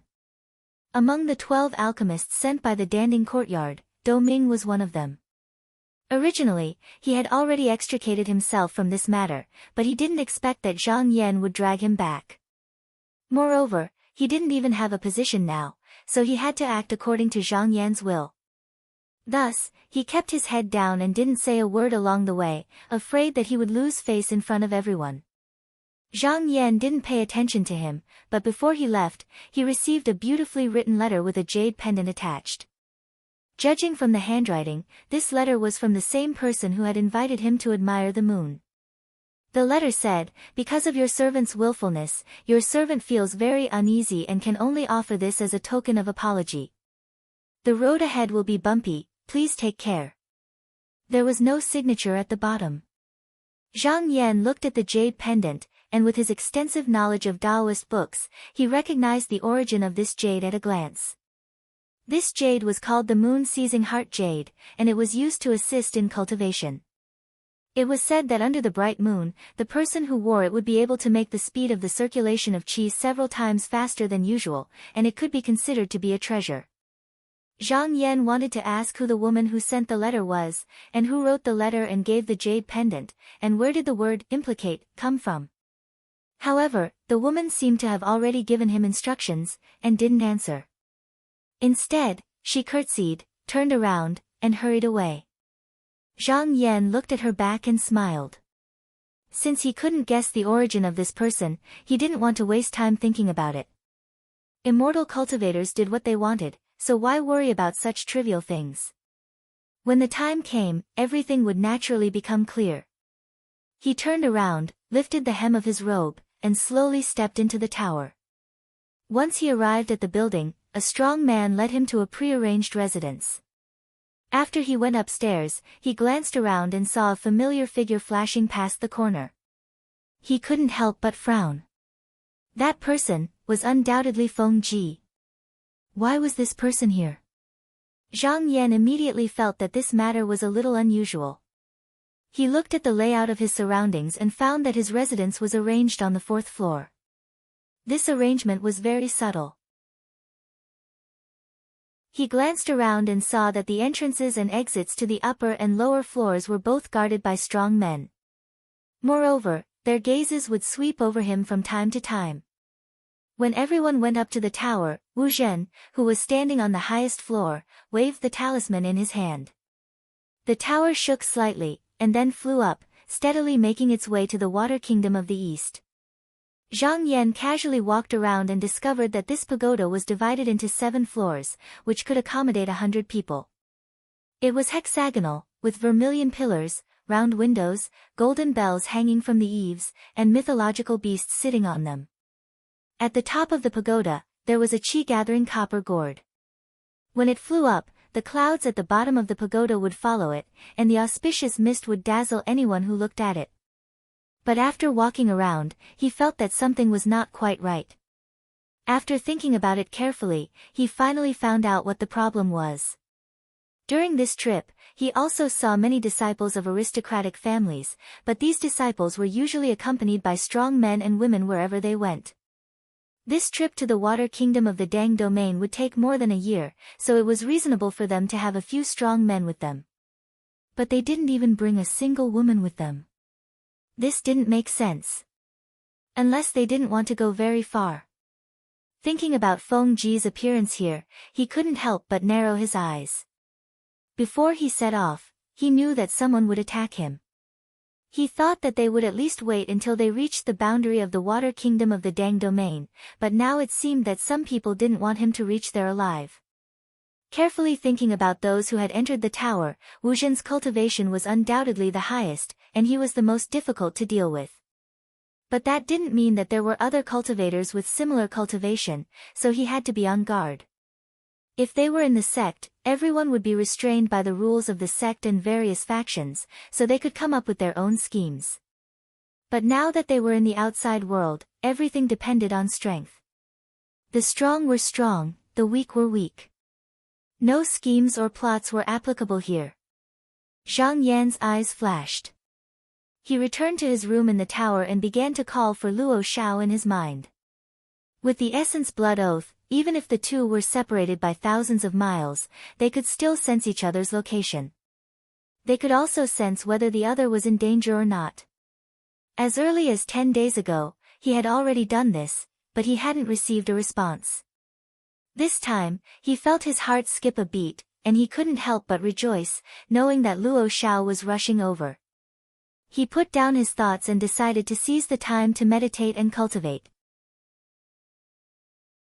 He wanted to use this time to refine a few more mouthfuls of Kuan's spirit turbid energy so that he could protect himself. After more than 10 days, he successfully refined another mouthful of Kuan's spirit turbid energy. At the same time, he felt that Luo Shao was getting closer and closer. These days, there was no movement in the tower, but he didn't let his guard down. The 3 magic treasures were always by his side, ready to deal with any changes that might occur at any time. But where was he now? He pushed open the door and walked out to take a look. However, he frowned and thought to himself, why does this direction look like it's heading towards the Surging Waves Lake? The Surging Waves Lake was one of the 3 lakes. The lake master, Chu Yu, was a carp spirit that had cultivated for more than 1,000 years. It was said that after the 3 lake demons and the Dark Azure sect had decided to stop fighting, he was the first to stop. Although he could also reach the water country from the demons' territory, the distance was actually not shortened. Moreover, this was a provocation. No. Looking at the sudden appearance of a few more strong men today, their expressions were faintly unfriendly. Zhang Yan's gaze sharpened. He instinctively felt a deep sense of danger coming towards him. Most likely, the moment before he reached the Surging Waves Lake would be the time for the other party to choose to make a move. He sneered, his eyes overflowing with killing intent. He gripped the Rui Divine Shuttle in his sleeve. Although Luo Shao hadn't arrived yet, instead of waiting, he might as well take the initiative to attack and catch the other party off guard. At this moment, 1,000 miles away from the Surging Waves Lake, there was a flying palace that was a few miles wide on top of the clouds. A person sat on a high platform in the middle of the palace. He had a large nose and a wide forehead. His eyes were like an eagle's, and his chin was as wide as a pillar. He wore a purple gold crown with long tassels hanging down from his shoulders. He wore the mystic dragon golden armor, a rock feather cloak, and a pair of black cloud boots with the head of a beast. His body was muscular, twice the size of a normal person. This person was the eldest direct descendant of the Qin Yang Su family, Sui Hong. At this moment, his bright eyes looked towards the north. He saw dozens of lights flying towards him and landing on the floating stairs in front of the flying palace. These dozens of people were all at the mystic light realm, and the person at the front was even at the third level of the mystic light realm. This person walked out of the crowd and cupped his hands. He Guo greets Senior Marshal Brother Su. Sui Hong said in a deep voice, "How is the situation?" He Guo laughed loudly and said, "Uncle Chu, that old carp, is still in the dark and doesn't know anything. This is perfect for us to make a move." "Good." Sui Hong slammed the table and stood up. His eyes turned and swept across the crowd. He said, "Today's matter concerns our plan for the next 100 years. Is there anyone among you who wants to back out?" His eyes were filled with power, and the expressions of these dozens of cultivators became cold. He Guo took the lead, and everyone bowed and said, "We will follow Senior Marshal Brother's orders." Sui Hong nodded in satisfaction. He slowly sat down and gripped the roaring lion head on the armrest. He said, "Back then, a few elders of the sect promised me that as long as I conquered the Shenzi stream, they would give this place to me and allow me to set up a faction outside of the sect. I have been fighting outside for many years, and I have already reached the gates of Old Carp's 9-tune stream palace. I am only one step away from fulfilling my wish, but someone just had to want to make peace with the Water Nation at this time. This time, I will not let them get what they want." He Guo said loudly, "Senior Marshal Brother, you only need to tell us what to do. We are all of one mind." Sui Hong said, "It has been 12 days since Erlang left on the Feyao Pagoda. Calculating the time, there is at most a day's journey from here. Once Erlang takes down that direct disciple called Zhang Yan and takes his head, we can use the death of the direct disciple as an excuse to attack 9-tune stream palace, flatten the Shenzi stream palace in one fell swoop, and kill Old Carp. After we occupy this underwater residence, let's see if the demonic fish Chiyu can still endure it." Someone said, "I have heard of this Zhang Yan before. Last time, he was the one who accidentally killed Erlang's spirit pet and captured quite a number of his martial brothers. He made Erlang lose a lot of face. This time, we can take revenge on him." Sui Hong nodded and turned to look at a young cultivator behind He Guo. He said, "He Fang, personally go and receive Erlang. For the sake of safety, after taking down Zhang Yan, kill all the people accompanying him. If Erlang tries to stop you, just say that it is my order." He threw down another item and said, "I will give you another token talisman. It can capture this person's primordial spirit. When the time comes, find a spirit beast and erase its primordial spirit to exchange for his. Then, give it to Erlang and let him be an animal forever." When he said that, everyone in the surroundings broke out in a cold sweat and didn't even dare to breathe loudly. He Fang, however, was very excited. He went forward to take the token talisman and patted his chest, saying, "Senior Marshal Brother, don't worry. Wait for a moment, I will return with Erlang and Zhang Yan's heads." He turned around and walked down the hall. Just as he was about to fly out, he felt his arm being pulled by someone. He turned around and saw that it was his brother, He Guo, who had chased after him. He couldn't help but ask in surprise, "Big brother, what's the matter?" He Guo said with concern, "I heard that Zhang Yan is very cunning and good at using schemes. Second brother, you have to be careful when you go. You can't be careless. You have to know that it is a small matter if you make a mistake, but you can't ruin Senior Marshal Brother Su's big plan." He Fang was instantly dissatisfied and said, "Big brother, don't underestimate me. That Zhang Yan doesn't even have the cultivation of the clear Qi realm. I am a cultivator of the second level of the mystic light realm, why should I be afraid of him?" After he finished speaking, he swung his arm away and was about to turn around to leave. However, He Guo grabbed him tightly and shoved something into his hand. "Take this. This is the purple heart-stopping hammer that Senior Marshal Brother Su gave me last time. Take it and use it." He Fang rejected it and thought, "Big brother is looking down on me too much." However, He Guo insisted, so he had no choice but to accept it. He muttered a few words and walked to the top of the stairs. A profound light appeared under his feet, and in the blink of an eye, a scarlet light flew into the sky.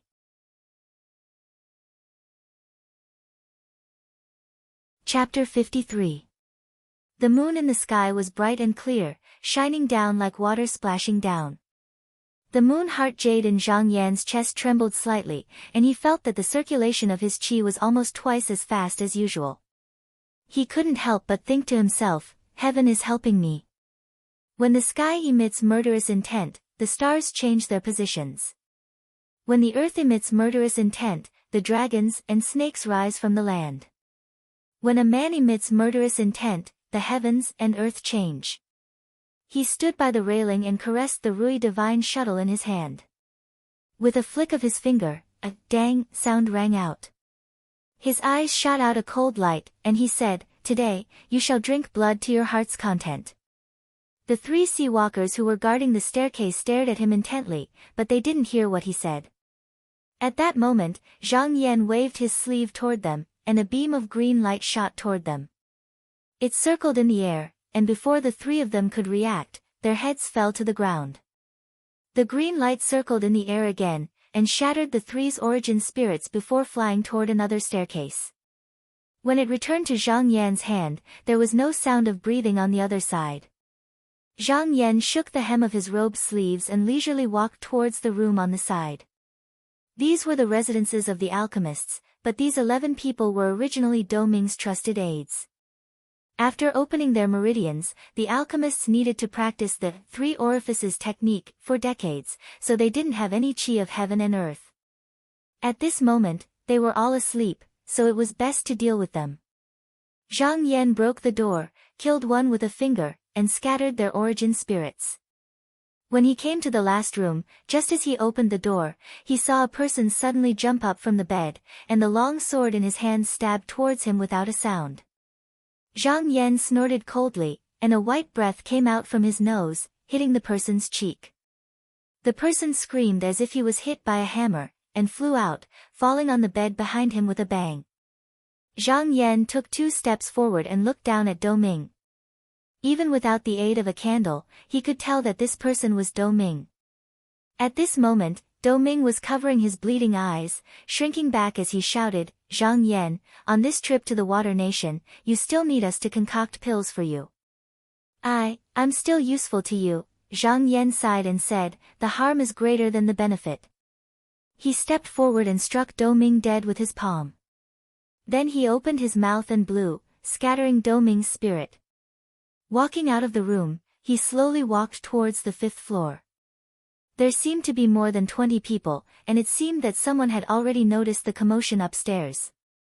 A group of Heineck soldiers hurried up the stairs, but they felt that the road ahead was blocked. They raised their heads abruptly and saw a figure standing right in front of them. They exclaimed, "You!" "Ha!" Zhang Yan exhaled a mouthful of turbid air. With a poochie sound, he opened a round hole in the man's forehead.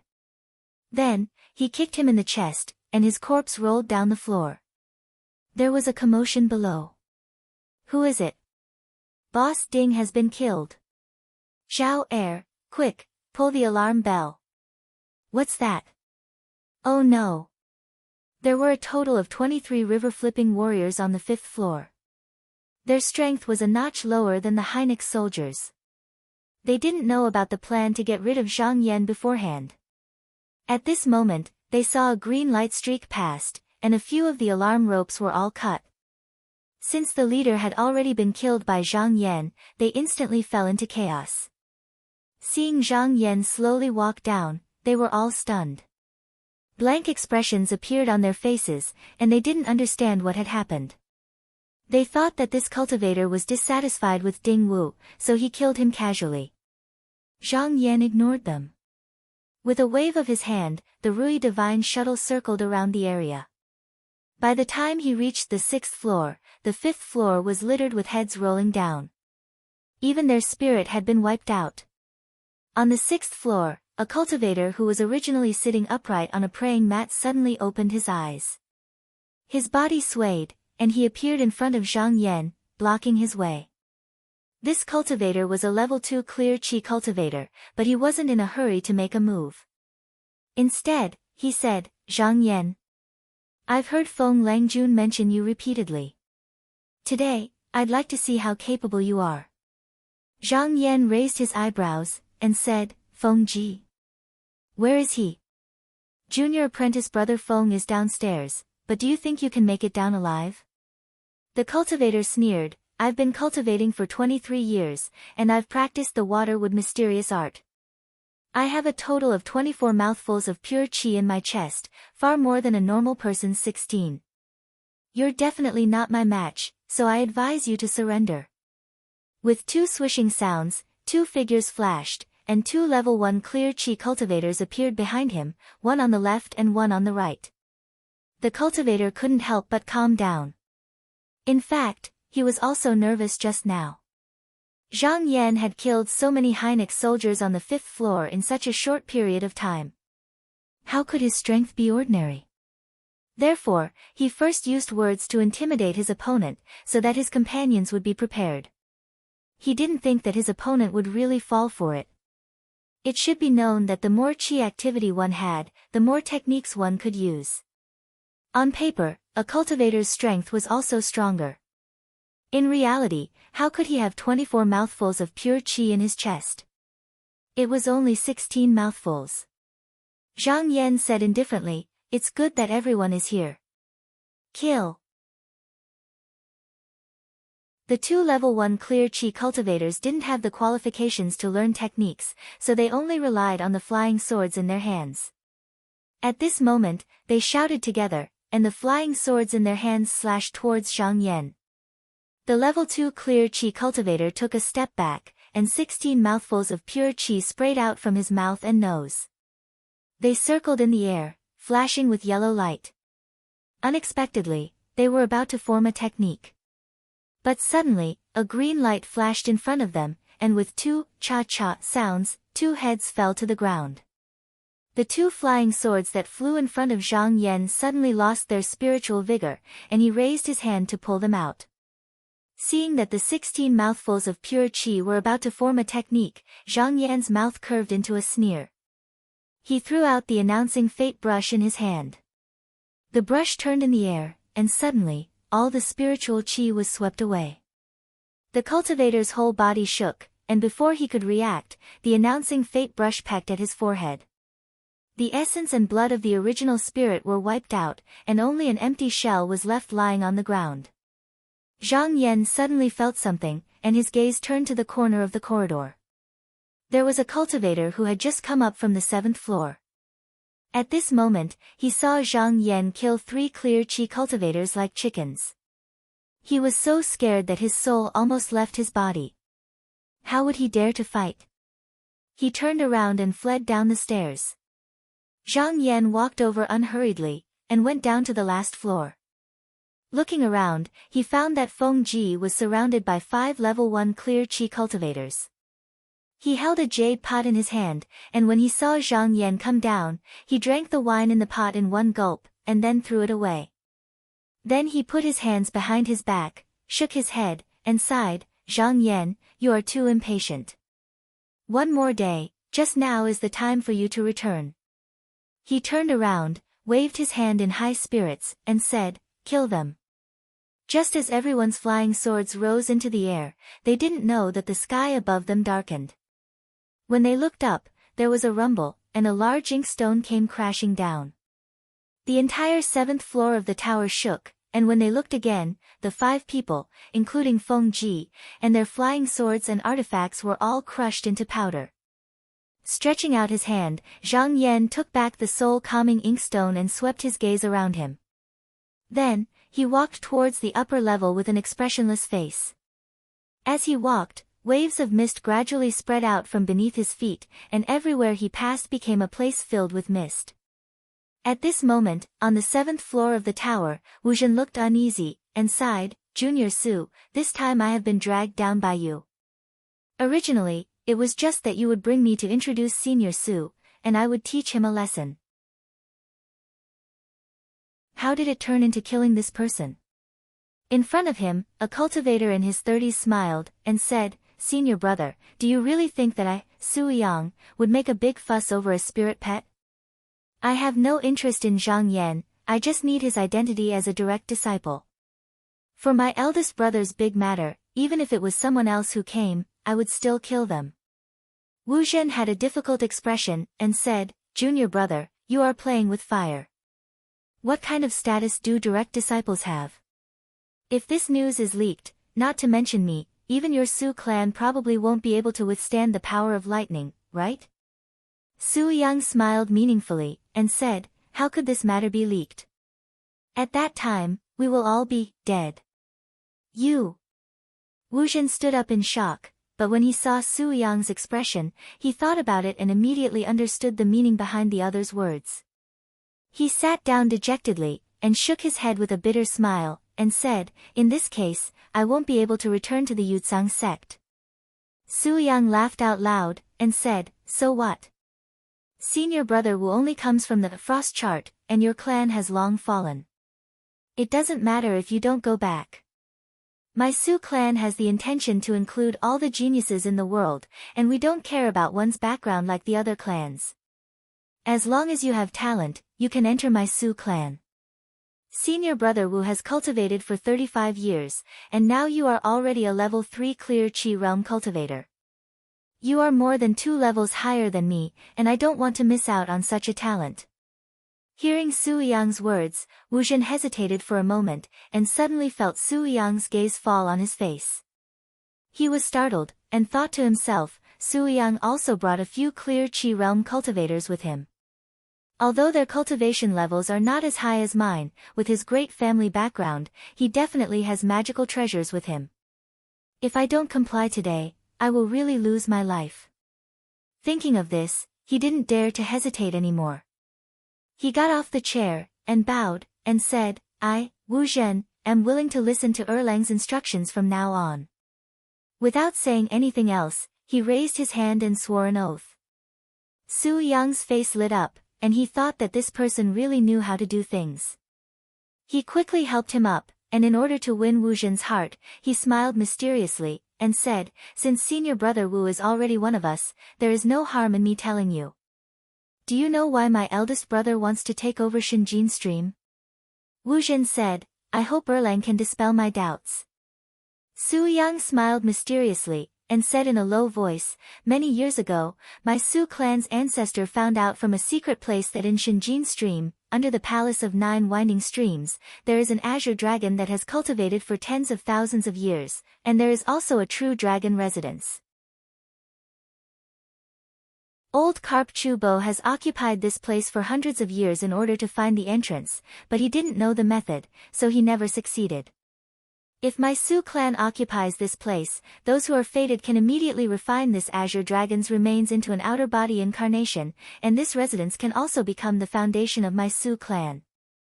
Wu Zhen was shocked by this news, and immediately understood the meaning behind the other's words. He looked at him in shock, and said hoarsely, Su clan has the heart to stand on its own. Su Yang stood up, looked at the bright moon outside the window, and said boldly, my Su clan's spirit is to aspire to the 9 continents of the world. How can a mere sect of a continent contain us? Wu Zhen took a deep breath, and suppressed the churning emotions in his chest. Although Su Yang's words were a bit too arrogant, the Su clan was able to develop into one of the major clans in 1,000 years, so it did have some qualifications to be arrogant. He immediately stood up, and cupped his hands, and said, since Erlang has the ambition to reach the clouds, Wu Zhen, am willing to follow your lead. But at this time, a clear voice came from the door, little rascal, you dare to talk nonsense about seizing the heavens?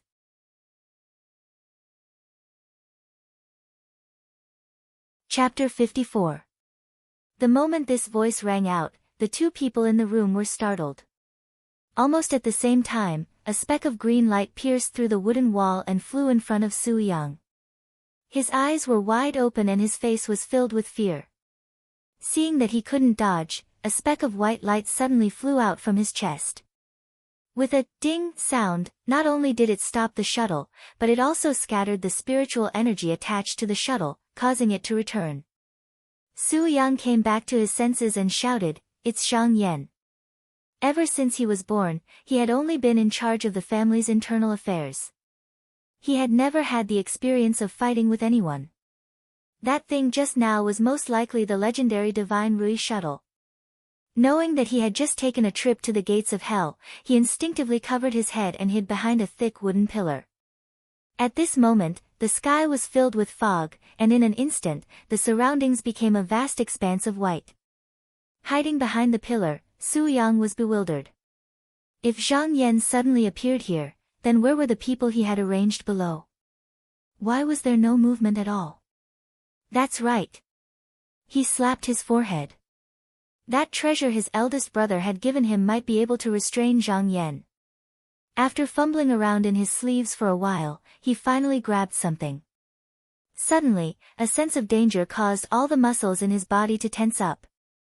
Out of the corner of his eye, he saw the green light flying toward him once more. That shocking aura was something that not even the dense fog could hide. Although Su Yang was panicking, he had a magic treasure in his hand, so he couldn't help but feel a bit more confident. He closed his eyes and stiffly tossed the item in his hand into the air. As soon as the item appeared in the air, it began to glow brightly, revealing itself to be a dazzling copper mirror.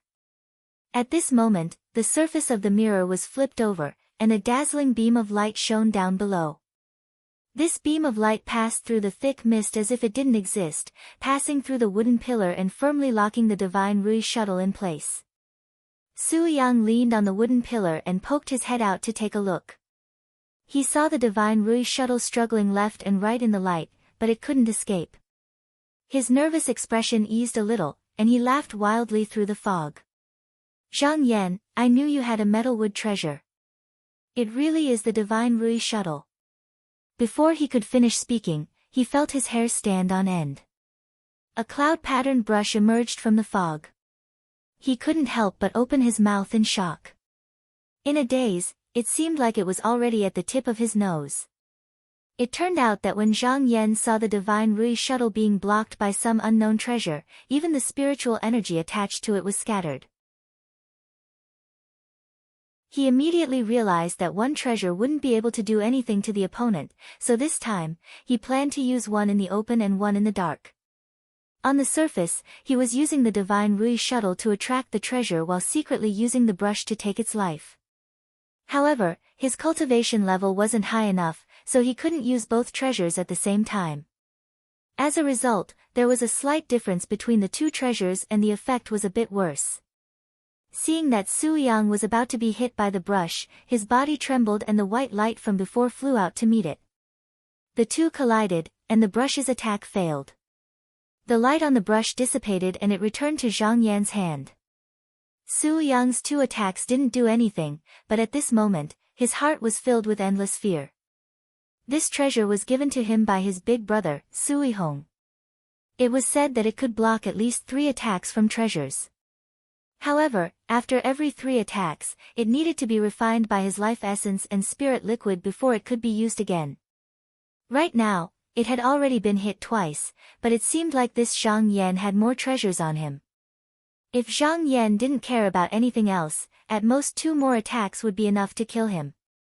He immediately had the thought of escaping, but he was only at the first layer of chi clarity. The gold magnetic copper mirror still needed to be supported by his true essence and couldn't be moved at all. Otherwise, once the Divine Rui shuttle left his grasp, he would immediately die. At this moment of life and death, he couldn't care less about his elegance and hysterically shouted, "Senior Marshal Brother Wu, Senior Marshal Brother Wu, where are you? Why aren't you attacking? If I die, the Su clan won't let you go." The moment the fog spread, Wuzhen retreated to the corner of the wall at top speed. His expression was extremely grave. Zhang Yanyan's ability to silently ascend to the 7th floor of the tower was enough to prove that this person's skills were extraordinary. How could he dare to be careless? After retreating to the corner, he calmed down a bit. At this moment, when he heard Su Yang suddenly shout, he couldn't help but frown. A trace of disgust flashed through his eyes. At this moment, his decision to rely on Su Yang was somewhat shaken. But now wasn't the time to think so much. He had just sworn his loyalty to Su Yang, so he really couldn't let Su Yang be killed in front of him. He pinched his fingers together and used a mouthful of pure and turbid qi to use the secret, resolve, technique of his clan. Suddenly, the fog in front of him swayed as if it had been blown by a large fog. It immediately thinned a lot, and with his eyesight, he could vaguely make out the scenery. Suddenly, there seemed to be a figure flashing in front of him. Wu Zhen's eyes flashed. How could he miss this opportunity? With a loud shout, the flying sword in his hand flew out and pierced towards the opponent. Although Su Yang was only at the first layer of clear qi, he was still a disciple of the Su clan. It was inevitable that he wouldn't have a magic treasure on him. Zhang Yan originally wanted to use lightning speed to get rid of him first, but he didn't expect that this person would have a treasure that could restrain the Rui spirit shuttle. Moreover, it was even able to block his life decree brush. But he also knew that any treasure that could fly out to protect oneself would only respond to magic treasures. Thus, he decided to take the initiative and assassinate this person at close range. However, he had only taken a few steps when he felt a ripple in the fog. Looking back, he saw a flying sword flying towards him. This flying sword was incomparably fast and arrived in front of him in an instant. It was already too late for him to use his life decree brush. At this critical moment, Zhang Yan opened his eyes and spat out a mouthful of Kuan spirit turbid qi. With a dang sound, the flying sword's momentum paused slightly. Before the first mouthful of turbid qi was finished, Zhang Yan spat out a second mouthful. It hit the flying sword again and finally caused it to fly diagonally to the other side. However, when the two mouthfuls of turbid qi returned to his chest, they were only a small portion of what they were originally and could no longer move. Seeing that the flying sword was still in the air and seemed like it was about to fly over, Zhang Yan staked everything on one throw and spat out the third mouthful of turbid qi that had yet to be completely refined. This was a mixture of heavy fiendish qi, and the originally black turbid qi suddenly had a black-red color. However, he didn't expect that it would unexpectedly work this time. With a rip sound, the treasure light of the flying sword dimmed and it swayed in the air as if it was drunk. Wu Zhen's expression changed and he roared, "You dare to taint my magic sword." He formed a spell with his fingers and the originally swaying flying sword shook up and slashed down again. This time, Zhang Yan couldn't dodge and the flying sword pierced through his right shoulder. However, just as the tip of the sword pierced a small part of his shoulder, he reached out with one hand and grabbed the sword, preventing it from going any further. With this opening, he flicked a black inkstone at Wu Zhen.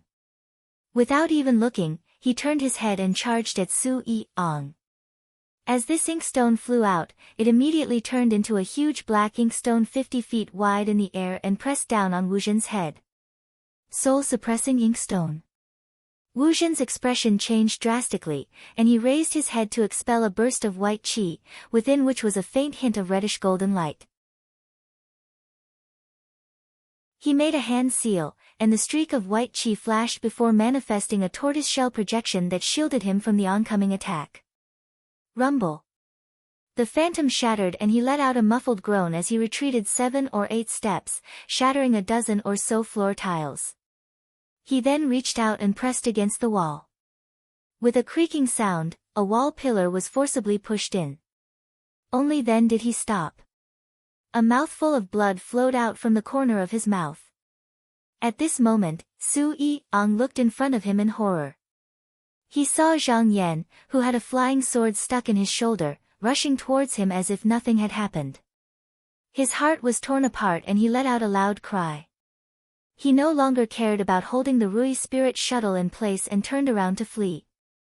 Behind him, Zhang Yan leaped up and pulled out the flying sword from his shoulder. Then, with a slash, a head flew into the sky and crashed into the opposite wall before bouncing back to the ground and rolling away. The headless corpse ran a few steps forward and fell to the ground with a thud. With Su Yang's death, the copper mirror in midair lost control and its spiritual light dimmed. It fell to the ground and was caught by Zhang Yan. The Rui spirit shuttle's restraints were removed and it fell back into his hands. Wu Zhen had just been shaken by the soul-suppressing inkstone to the point that his blood and qi were in turmoil and his soul was shaken. He rejoiced, but he was also a little afraid. He recognized the soul-suppressing inkstone that originally belonged to Duda and knew how powerful it was. If he was locked in place by it, his soul would immediately scatter and his body would rot away. He could block it once, but would he be able to block it a second time? Zhang Yan's treasures were endless. He had already lost the will to fight and immediately thought of escaping.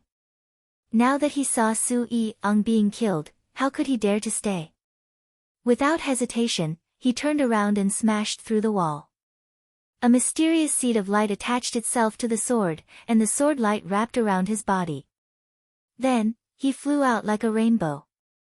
But before he could get out of the range of the tower, he heard a cold snort in his ears.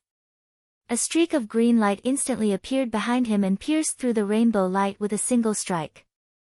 After 2 more shuttles, he let out a loud cry and lost his life. He fell from the sky. The divine shuttle spun again and took advantage of the momentum to scatter his original spirit. Only then was he summoned back. At this moment, the entire tower had been completely wiped out by Zhang Yan. He expressionlessly tore off a piece of his sleeve and wrapped it around the wound on his shoulder. Then, he took out some medicinal pills from his cosmos sleeve pouch and swallowed them. When the flying sword had cut him, its spiritual qi had already been mostly used up. It had only managed to injure him because of the residual force. However, he would be completely healed after a day or 2 of rest. He just hadn't expected that the last bit of heavy fiend qi would actually be able to stain his opponent's flying sword. He didn't know why, but he probably wouldn't be able to figure it out right now, so he put it aside for now. He walked forward and first searched Wu Zhen's corpse. Then, he took out the talisman that controlled the tower's restrictions. With a wave of his hand, the direction of the tower's flight immediately changed. Only then did he relax. After carefully searching the 2 people's bodies, he discovered that there was nothing on Wu Zhen other than some medicinal pills. However, there was a cosmos sleeve pouch on Su Yi-ang's body. Just as he was about to check what was inside, he felt the entire tower shake and sway as if it had collided with something.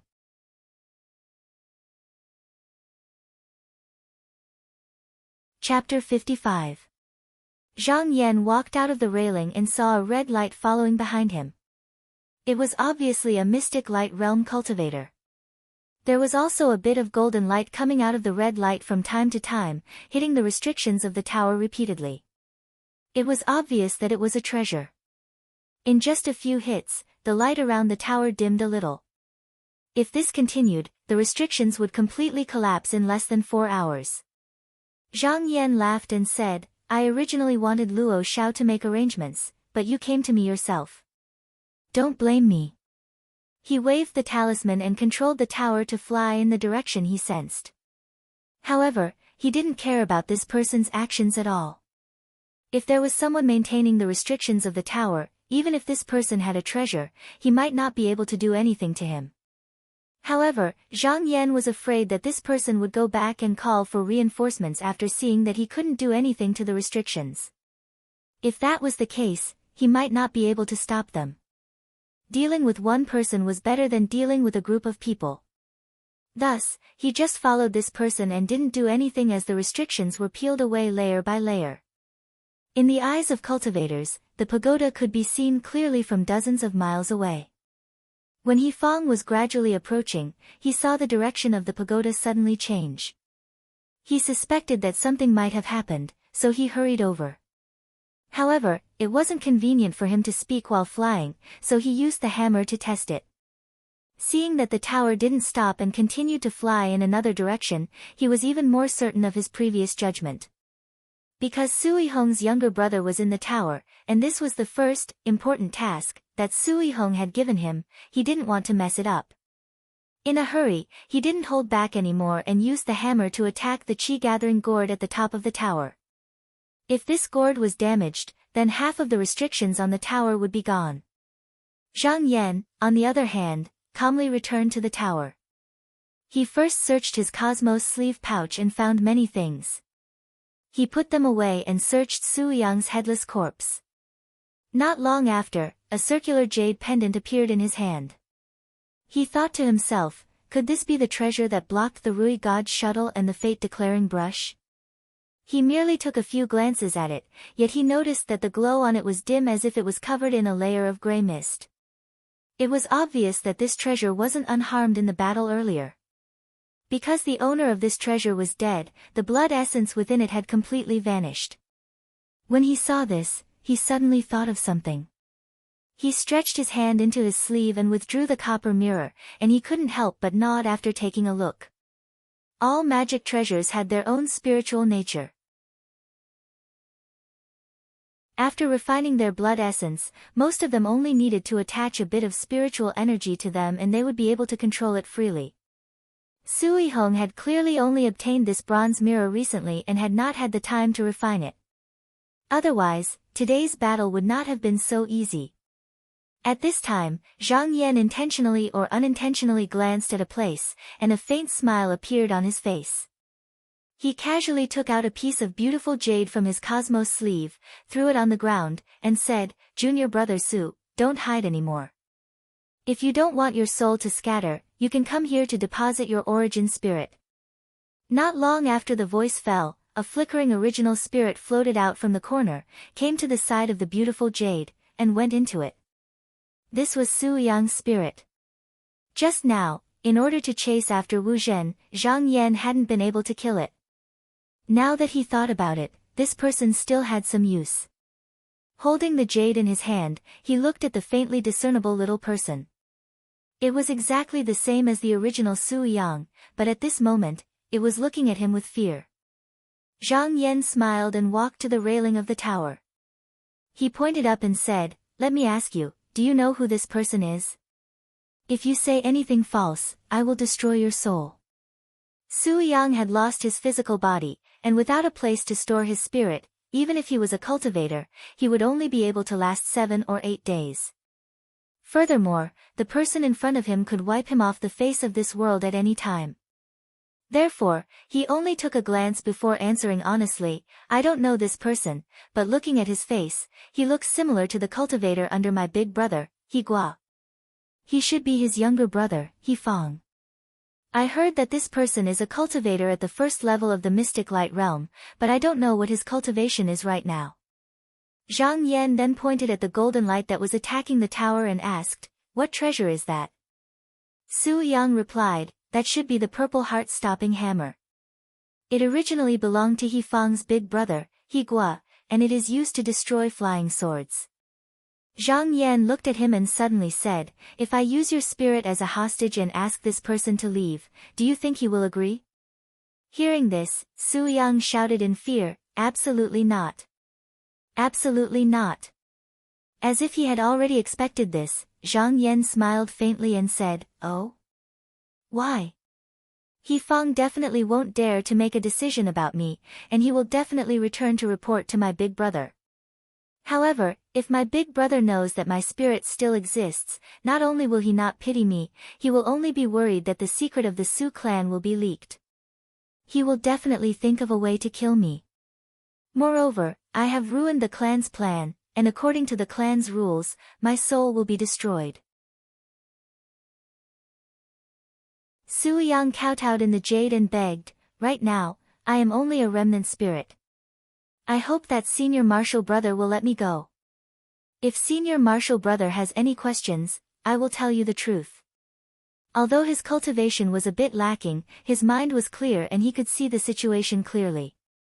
If it was someone else, they would have already declared their value. Furthermore, he didn't think that Zhang Yan would let him go, that would be a fool's dream. Zhang Yan laughed loudly and said, "So, if I die, you won't be able to live either?" Su Yang thought about it and said dejectedly, "That's right." Zhang Yan nodded, and then he changed the topic, "What exactly is that jade pendant in your possession?" Su Yang hurriedly replied, "That is the Fate Jade Tablet. It was given to me by my big brother. It can block 3 times. After 3 times, it needs to be refined with blood jade liquid for 81 days before it can be used again. Zhang Yan made a sound and didn't say anything else. After a while, Su Yang sneaked a glance at Zhang Yan and said carefully, "There is one thing that I hope Senior Marshal Brother can investigate." Zhang Yan looked at him and said, "Speak."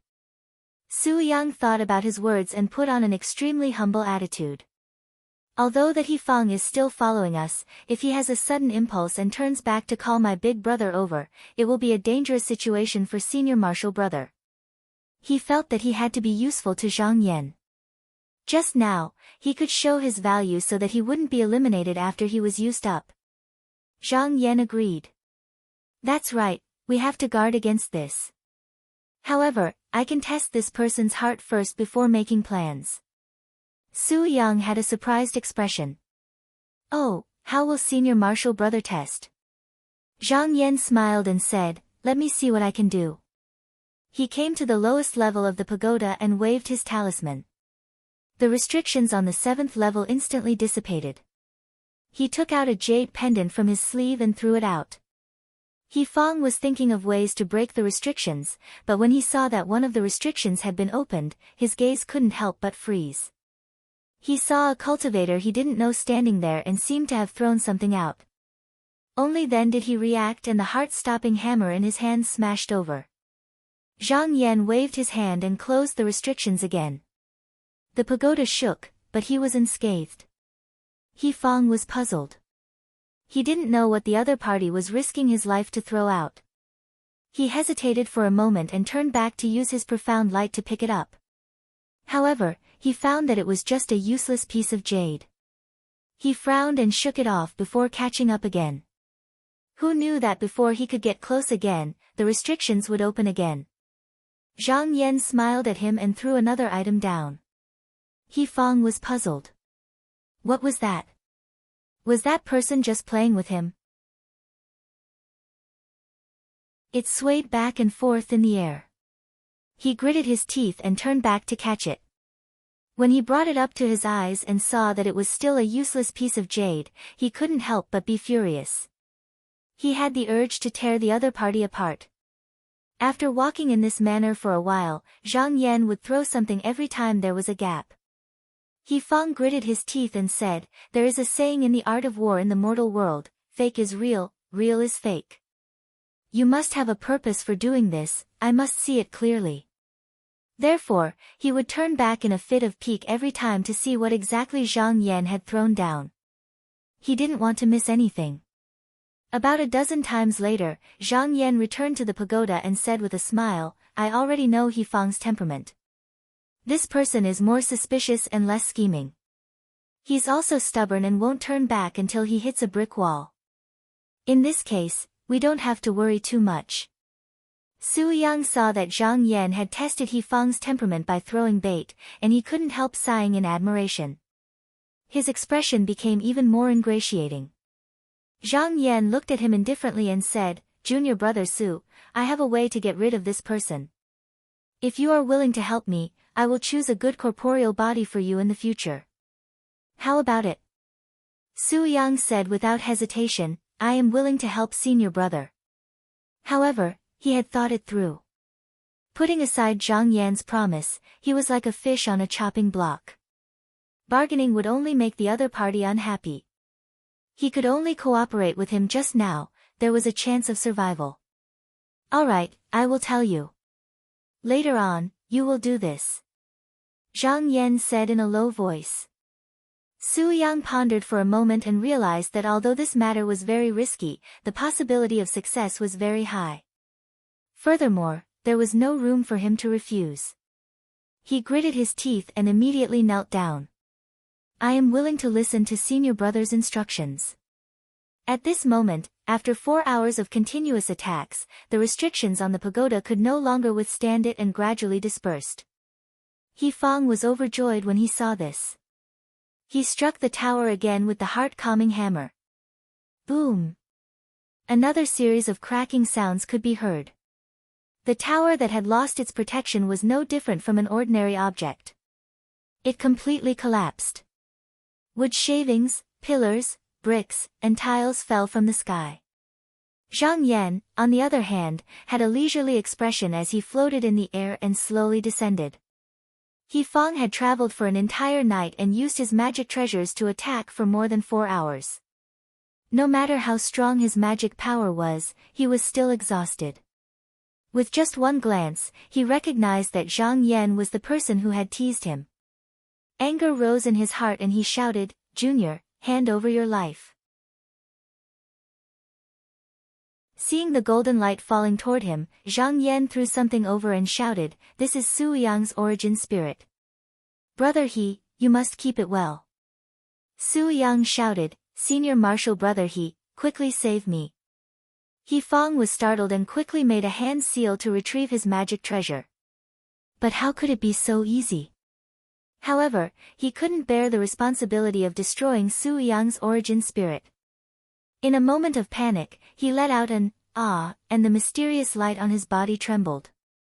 A red light flashed out and stopped the falling heart-stopping hammer. However, it was the same as taking his own hammer. He immediately coughed out a mouthful of blood and his eyes became blood red. Seeing this, Zhang Yan's eyes lit up.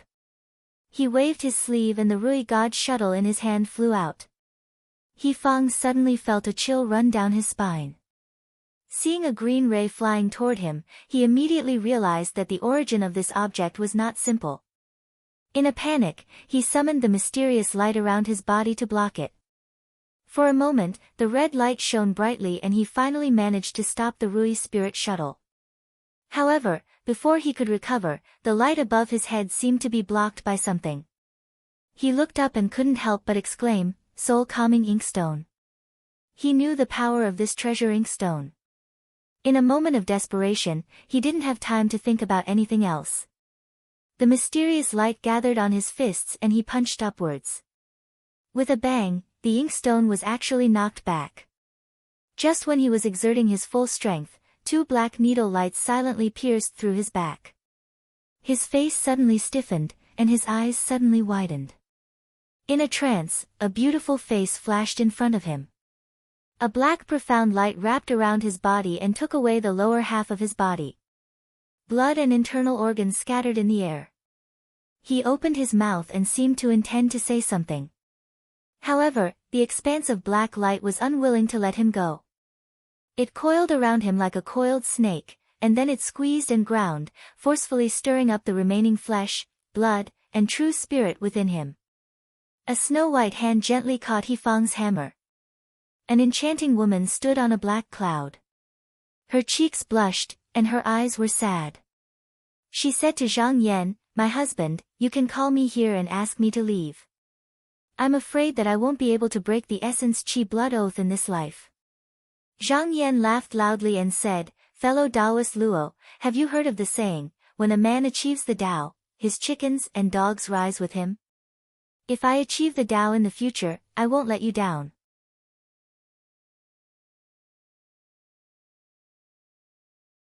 Chapter 56. Dalong, I found Erlang.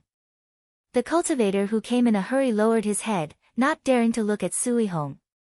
"Bring him up."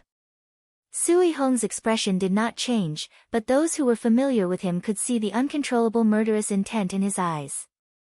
The cultivator who was standing beside them waved his hand and 2 muscular men walked forward, trembling with fear. One of them carried a severed body while the other carried a head. Sui Hong's gaze was like a sharp blade as he stared at the head, and the people standing next to him felt a chill in their hearts.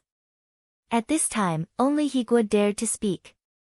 He whispered, "Dalong, the bodies of Erlang and the others are incomplete. Obviously, they have been tampered with. I can't tell what kind of weapon did it." Sui Hong snorted coldly, "Did you find out who was left out?" He Guo said in a low voice, "Zhang Yan." The chill in Sui Hong's eyes grew stronger, and the people around him unconsciously took a few steps back. He Guo, however, looked ashamed and whispered, "Dalong, how should we deal with this place? Feiyao Pagoda was destroyed by a heart-striking hammer, and this trace was not difficult to see. Moreover, they only needed to check to know that it was He Guo's magic weapon." He also had a close relationship with the Su clan, so they had to clean up this place. Otherwise, anyone could associate it with the Su clan. He Fong left with the hammer. Not only did he not know whether he was alive or dead, but he also caused such a scene. He Guo felt ashamed to face Sui Young. Sui Hong looked down at the broken bricks and tiles on the ground under his feet and waved his hand irritably. He Guo understood and sighed. He turned around and said, "You all should clean up this place according to what you said before. Remember to bring the corpses of the monster cultivators here. Don't leave the slightest flaw." Although they originally wanted to frame the water demons of Nine Tunes Stream Palace, they were just following their original plan. However, they were clearly the ones who suffered a loss this time, but they still had to clean up the mess. Everyone present felt depressed. Sui Hong turned his head and looked at a cultivator with thin eyebrows and eyes, who looked like a dwarf, and said, "Mr. Yang, this Su asks, what should we do next?" Due to Zhang Yan's sudden actions, he had already disrupted his original plans. He was still hesitating as to what he should do.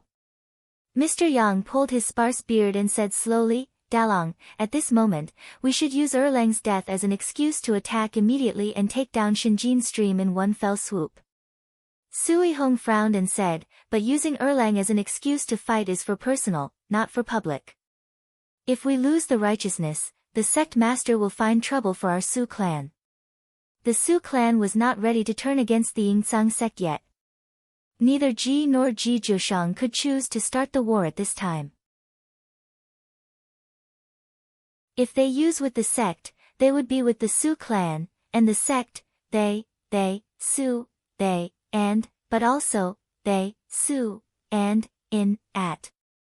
Mr. Yang said seriously, "Dalong, if we occupy Zhenlong Manor, the Su clan will immediately have the foundation to establish a sect. When the time comes, we can advance or retreat, and the gains outweigh the losses. At this moment, the arrow on the bowstring has to be fired, and we must not hesitate." Su Yang thought for a moment, then slowly shook his head and said, "Although Mr.'s words are reasonable, you have forgotten that we can first take down Shinjin Stream, and then find an excuse." After a pause, he said, "He Guo." He Guo stood up, bowed, and said, "Dalong, please instruct me. Take a few more people to patrol the surroundings of Yingzang sect. Within these 10 days, if anyone suspicious comes to the mountain gate, kill without mercy." He Guo accepted the order and said, "Yes." Sui Hong looked around and said, "Where is Miao Kun?" "Here." A short and stocky cultivator stood up, but the expression on his face was smiling, completely unlike the other cultivators who looked nervous. Sui Hong looked at him, frowned, and said, "I will also give you 10 days. Take a few people to search in the direction of the Shui kingdom, and if you encounter this person, kill him." Miao Kun casually cupped his hands and said with a smile, "Understood." After the arrangements were made, Sui Hong stepped on the jade steps of the Golden Palace, flung the Qilin cloak behind him, and said loudly, "The rest of you, immediately attack Shinjin Stream with me, and avenge Erlang." Everyone agreed loudly, and dozens of mysterious lights rose into the sky, following the Golden Palace, and killed their way in the direction of Juku Creek Palace. 3 months later. At the border of the Shui Kingdom in the Dang region. Zhang Yan's sleeves fluttered, and he was flying with the wind. Tu Qi surrounded him, accompanied by clouds and mist, making him look like an immortal. However, Luo Xiao, who was flying in front of him, frequently looked back and said, "Fellow Zhang, this technique is too slow. Why don't I use the mysterious light to carry you? It will only take a few days to reach the Shui Kingdom." Zhang Yan, however, said unhurriedly, "There are still 9 months to the birthday of the Shui Kingdom's ruler, and it is rare for this place to be so peaceful. Why don't I cultivate for a few more months, and it will not be too late to go after I reach the 3rd tier of clear qi." Half a month ago, he had used the evil qi in his qi openings to reach the 2nd tier of clear qi, and this was all thanks to the moon-seizing jade amulet. It allowed him to cultivate at night far faster than usual, and the speed of cultivation was more than doubled. In the later stages, he could cultivate a mouthful of turbid qi almost every day. Now that he was advancing towards the third tier of clear qi, heavenly rain descending, he already had 3 mouthfuls of turbid qi in his chest. Once this tangible and intangible qi became one, there would be a change of yin and yang, and the spells he could use in the future would not be as simple as before. Luo Xiao was puzzled. If that is so, fellow Taoist, why must you go to the Shui kingdom? Zhang Yan did not answer. He understood that if he wanted to return to the Yingtsang sect in the future, he would have to go to the Shui kingdom of the Dang region. At the very least, he would have to make a trip there. Otherwise, as a member of the diplomatic mission, if he did not go to celebrate the birthday, it would be hard to avoid Ji Jiushang using this as an excuse to attack the Yingtsang sect in the future. As for returning to the sect to explain the reason, that was just a joke. He did not have that much loyalty to the Yingtsang sect. Moreover, even if he risked his life to return to the sect and completely ruined the Su clan's plan, it would only make them use all their strength to deal with him, and the gains would not make up for the losses.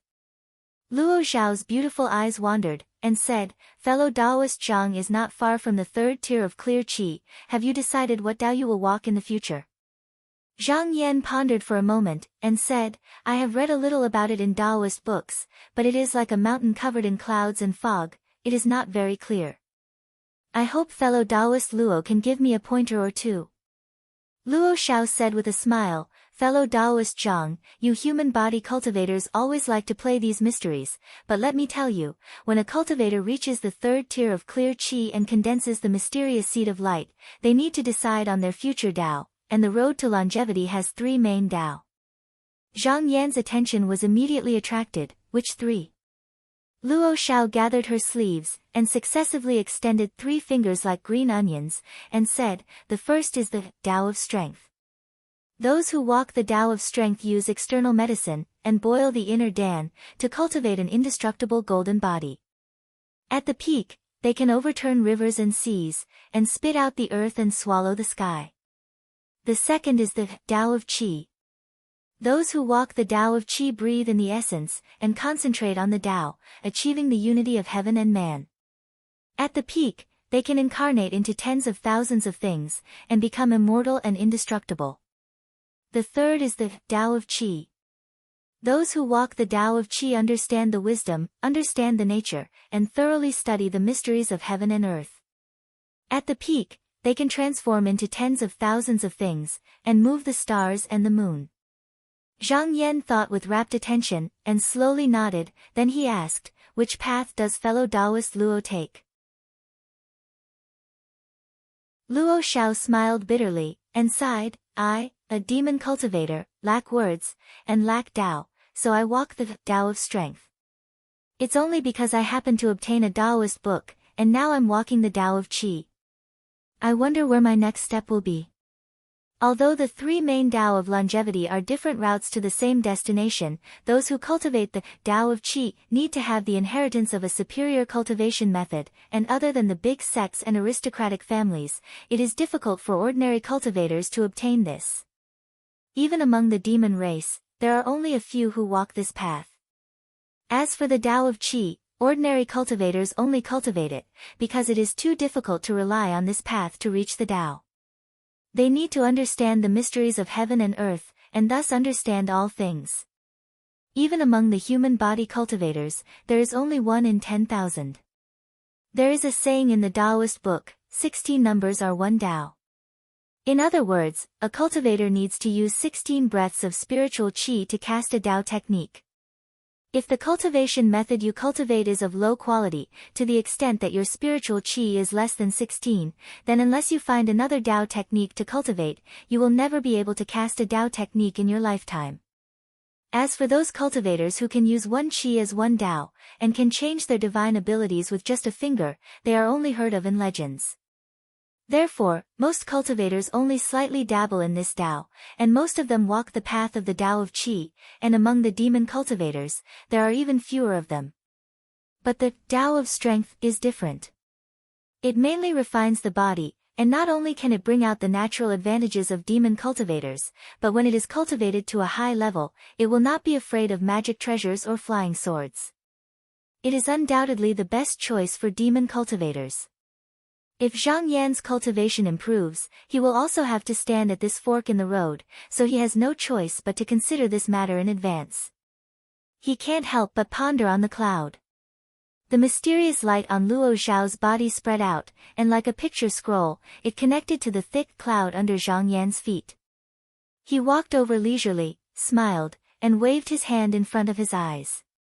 He said, "Fellow Taoist Zhang, actually, you don't have to worry about delaying your Tao when you go to the Water Nation.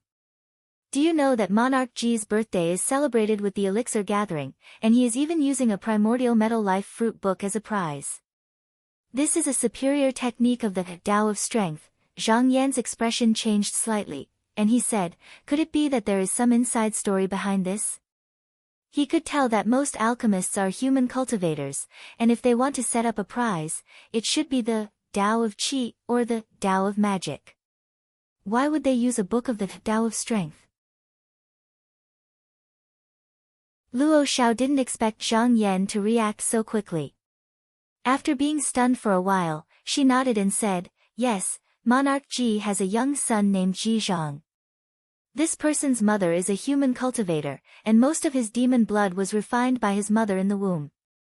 So even though he is a demon, he is still human. He once went out to learn alchemy from an expert, and this competition." When she said this, she stopped, and only smiled without saying anything. When Zhang Yan heard this, he actually already understood the meaning behind Luo Zhao's words. He smiled and said, "I understand now. So it's not that Ji Zhoshang likes to make a big deal out of himself, but it's to build up his son's reputation. Everyone else is just a foil." Luo Xiao covered her mouth and laughed, and said, "Exactly." After hearing this, does fellow Taoist Zhang feel bored? Zhang Yan smiled slightly, and said, "How is it boring? Since Monarch Ji has announced to the world that he is summoning all the alchemists in the world to live together in one hall, of course everyone will have to rely on their own methods and schemes. When the time comes, it's still unknown who will come out on top." Luo Zhao's beautiful eyes widened, and she took a step back. She looked up and down at Zhang Yan, and said, "Fellow Taoist Zhang, could it be that you want to win the book?"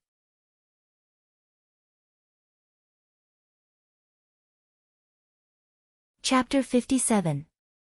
The water country of Dang Domain was close to the vast East Sea. It was densely covered with reefs and foggy all year round. Fish, beasts, insects, and birds were all huge in size and strange in appearance. They exuded an ancient and wild aura. Here, there was a magnetic force in the earth veins.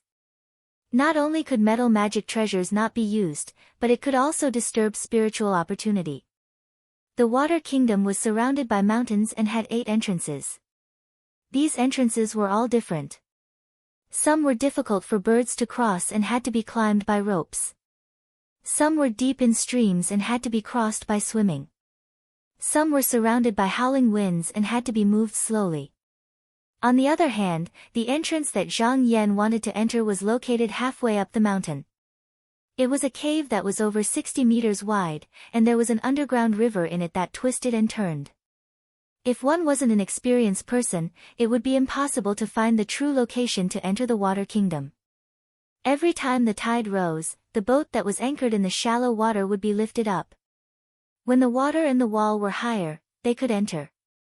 The owner of the ship they were on was called Huang Liang. He was a human practitioner at the 3rd level of Clear Qi. He came from a small aristocratic family. Usually, he only transported some rare goods at the entrance and did not ferry people. Because he saw that Zhang Yan was not stingy and seemed to be very generous, and he was also a human practitioner, he was willing to take them on board. He looked ahead and sighed, "Today's tide has passed. I can only bleed a little." This entrance was the safest compared to the other 7 entrances. However, there was one problem. The magnetic force in the earth veins was chaotic and the tide was not fixed. It was very likely that they would miss it. Therefore, some demon cultivators in the water country came up with an idea to pull the boat from above and collect some passage fee. Zhang Yan followed his gaze and saw 2 whale demons that were more than 100 feet tall standing on the wall. They were slowly pulling a big boat up. At this speed, it would take at least half an hour for their turn. At this moment, he saw some demon cultivators on the deck of the nearby boat talking excitedly. He listened and smiled. I heard that a month ago, Su Yang of the Black Tsang sect killed Uncle Chu of the Shinjin stream to avenge his brother. This Uncle Chu is also a core formation cultivator. Who is this Sui Hong? You actually managed to kill this person. That's because you're weak and inexperienced. This person's talent is outstanding. He's cultivated for less than 40 years and has already reached the core formation stage. Moreover, I heard that he's a rare person among the human cultivators who practices the path of strength. He's already reached the realm of internal and external integration. It's hard for magic treasures and flying swords to hurt him. Naturally, Uncle Chu is no match for him. Ha! The Dark Azure sect suddenly launched an attack against Chu Yu's subordinates. I wonder if the two sects will start a war again. That's not the case. Su Yang has a personal grudge. Furthermore, it is Country Lord Ji's birthday celebration. Why would he use weapons at such a time? Impossible, impossible. When Zhang Yan heard this, he gave Luo Xiao a look. The latter understood, and the two of them walked to a corner that no one would notice. Zhang Yan took out a piece of jade from his sleeve and said, "Junior apprentice brother Su, what do you think?" Su Yang bowed in the jade and said, "Senior apprentice brother Zhang, according to eldest brother's personality, he definitely won't let you off so easily. To be safe, I hope that senior apprentice brother will appear in Shui Nation. You'll definitely be able to protect yourself." When Luo Xiao heard this, her willowy eyebrows furrowed and she said coldly, "This person is talking nonsense and wants to harm Lang Jun. Wait for me to disperse his spirit." After she finished speaking, she made a posture to get up. Su Yang was so frightened that he trembled. He kowtowed repeatedly in the jade and shouted at the top of his voice, "Senior apprentice brother, please investigate clearly. Heaven can be my witness, I definitely don't have such intentions." When he saw the scene of Luo Xiao killing He Fang that day, he had a deep impression of it. He knew that this demoness was powerful and would definitely do what she said. However, Zhang Yan smiled and said, "Junior apprentice brother Su, don't be afraid. I know that your plan is feasible." When Luo Xiao heard this, she couldn't help but say anxiously, "Lang Jun, now that you've appeared in Shui Nation, wouldn't it be extremely dangerous if the Su clan sends people to kill you?" Zhang Yan smiled confidently and said, "Don't worry, Daoist Luo. I'm here to congratulate Monarch Ji on his birthday. Once I'm here, my identity will be that of the Yutsang sect's envoy. During the monarch's birthday, he definitely won't let anything happen to me. Instead, he will send people to protect me. Otherwise, it will only cause a rift between the two sections." If Zhang Yan was ambushed on the way back and forth, both sides could still find an excuse to cover it up. However, if he was killed in Shui Nation's territory, then the Yutsang sect would have no choice but to take action. Otherwise, where would the face of a large sect be? Su Yang quickly said, "Yes, yes, yes. Times have changed. My eldest brother is also a smart person. Once senior apprentice brother gains a foothold in Shui Nation, he definitely won't come and provoke senior apprentice brother at this time." Zhang Yan nodded slightly in agreement. Although he and the Su clan were enemies, it was nothing compared to the grand plan of the entire clan. After conquering the Shinjin stream, the Su clan was doing their best to digest this place. At this time, they were the ones who didn't want anything to happen. What they were most afraid of was that Zhang Yan might know of their plot and jump out to bite them. Therefore, if Zhang Yan could guarantee his own safety and make a public appearance in Shui Nation without mentioning this matter, this in itself was a sign of temporary reconciliation. Even if the Su clan wanted to deal with him, they wouldn't choose this time. As for the other people who died, they weren't true disciples. Perhaps when Zhang Yan returned to the sect, someone would make a fuss about it, but it wasn't something that needed to be considered right now. At this time, they heard a loud, "Hey, hey, hey," coming from the shallow waters. Everyone looked towards the source of the sound and saw a boat lying sideways in a shallow pit. This position was extremely awkward. It was in the belly of a reef pillar. If the tide rose tomorrow, it would definitely be a fragmented situation. More than 10 tall and sturdy demon race members were trying to pull something in the chest-deep water, but the soil under their feet was soft, and they couldn't exert any strength. After pulling for a long time, they could only sink themselves in the mud. A young Yao cultivator standing at the stern seemed to be impatient. He simply jumped off the boat and said, "Get out of the way." As soon as his subordinates heard this, they all dodged. The Yao cultivator raised his neck and opened his mouth. Like a giant whale swallowing water, he sucked up the seawater under the boat in one breath and swallowed it into his mouth like a white water column. After a while, his abdomen bulged. He patted his belly and staggered to the side of the ship. He opened his mouth and spat out a mouthful of water. With a "hua" sound, a huge amount of water rushed down like the opening of a sluice gate. The ship swayed a few times and made a series of creaking sounds. Then, it was washed out of the shallow pit. After it came out, it turned diagonally on the same spot and the hull of the ship righted itself. The owner of the boat, Huang Liang, took a few steps forward and looked attentively. The 9 phases technique of the Reef Prefecture of the Eastern Sea, this is the whale swallowing phase. It's really powerful. From what I see, this person hasn't reached the 3rd tier of clear chi, and at most has only combined 3 mouthfuls of pure and turbid spiritual energy. If this technique is practiced to 12 mouthfuls, he doesn't need to borrow water. He just needs to suck hard, and this giant boat can be lifted into the air and cross this shallow beach. Oh, this person is actually walking the path of Qi Dao. Zhang Yan walked to the guardrail and looked down with interest. Demon cultivators usually practice the path of strength. In order to enter the path of Tao as soon as possible, after reaching the 2nd tier of clear Qi, after each mouthful of pure and turbid spiritual energy, they would refine it into their bones and meridians, merging it with their body. Only then would they break through to the 3rd tier. Apart from some secret techniques, at this time, they were somewhat similar to the human cultivators, but the human cultivators had to rely completely on external objects, so the two could not be mentioned in the same breath. Huang Bao glanced at him and said, "The Reef Prefecture of the Eastern Sea is a rare family among the demon race that has existed for tens of thousands of years. Naturally, they have a lot of techniques to choose from, unlike the other wild races, who have no other path to choose except the path of strength." He turned his head and looked up and down at Zhang Yan again. He chuckled and said, "I see on the head of your Lang Jun, the clear and turbid spiritual energy is half hidden, and the yin and yang seem to be merging but not merging. They are still intertwining on the canopy, so he should be like this demon, a cultivator in the 2nd tier of clear Qi Dao.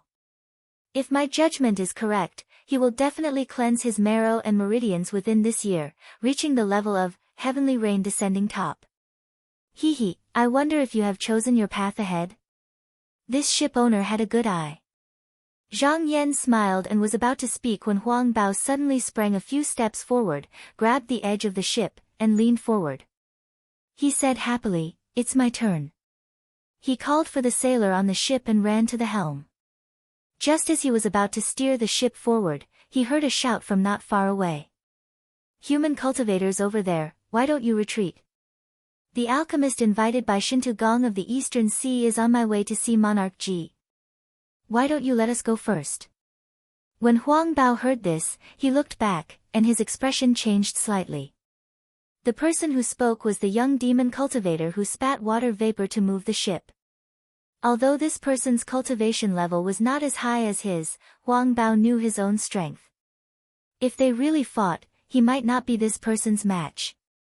Moreover, Shintu Gong of the Eastern Sea was very famous. He was one of the 18 demon kings of the Eastern Sea, so how could he dare to offend him? The world of demon cultivators was not as particular about etiquette and face as human cultivators. Everything was laid bare on the table. The strong were king, and the weak were prey to the strong. If you had the strength, you could do whatever you wanted, but if you didn't, you could only obediently retreat. Moreover, Huang Bao was a human cultivator, so no one would stand up for him here. If he insisted on being stubborn, he might even lose his life. He couldn't help but curse inwardly, and angrily steered the ship, wanting to give way. However, before he could move, Zhang Yan reached out and grabbed Huang Bao's wrist. "Wait." Huang Bao was startled, but he didn't look angry. Instead, he sighed and lowered his voice to console, "Lang Jun, don't force yourself. This is the country of demon cultivators, and with our few people, we can't fight them. Moreover, if there really is an alchemist on the ship, then he's Monarch Ji's guest, and he was invited by Shinta Gong. Why don't we retreat for now, so that we don't cause any trouble and harm ourselves?" Zhang Yan smiled faintly and said, "Boss Huang, please wait for a moment." He took out an item from his sleeve and handed it to Luo Xiao. "Fellow Taoist, give this to that alchemist." Luo Xiao took it, and in a flash, she appeared on the other's ship. No one could see how she did it, and they couldn't help but be shocked. Only now did they realize how powerful she was. They only saw her say a few words, and the attendant on the other side moved aside to let her enter the cabin. Huang Bao turned around to look at Zhang Yan. Seeing that his expression was calm, Huang Bao's worried heart also relaxed slightly. Not long after, the door to the opposite cabin opened, and Luo Xiao and a white-haired elder walked out together. The elder cupped his hands at Zhang Yan from afar, and said, "May I know which great master is on the other side? I've been rude. Can we have a chat?"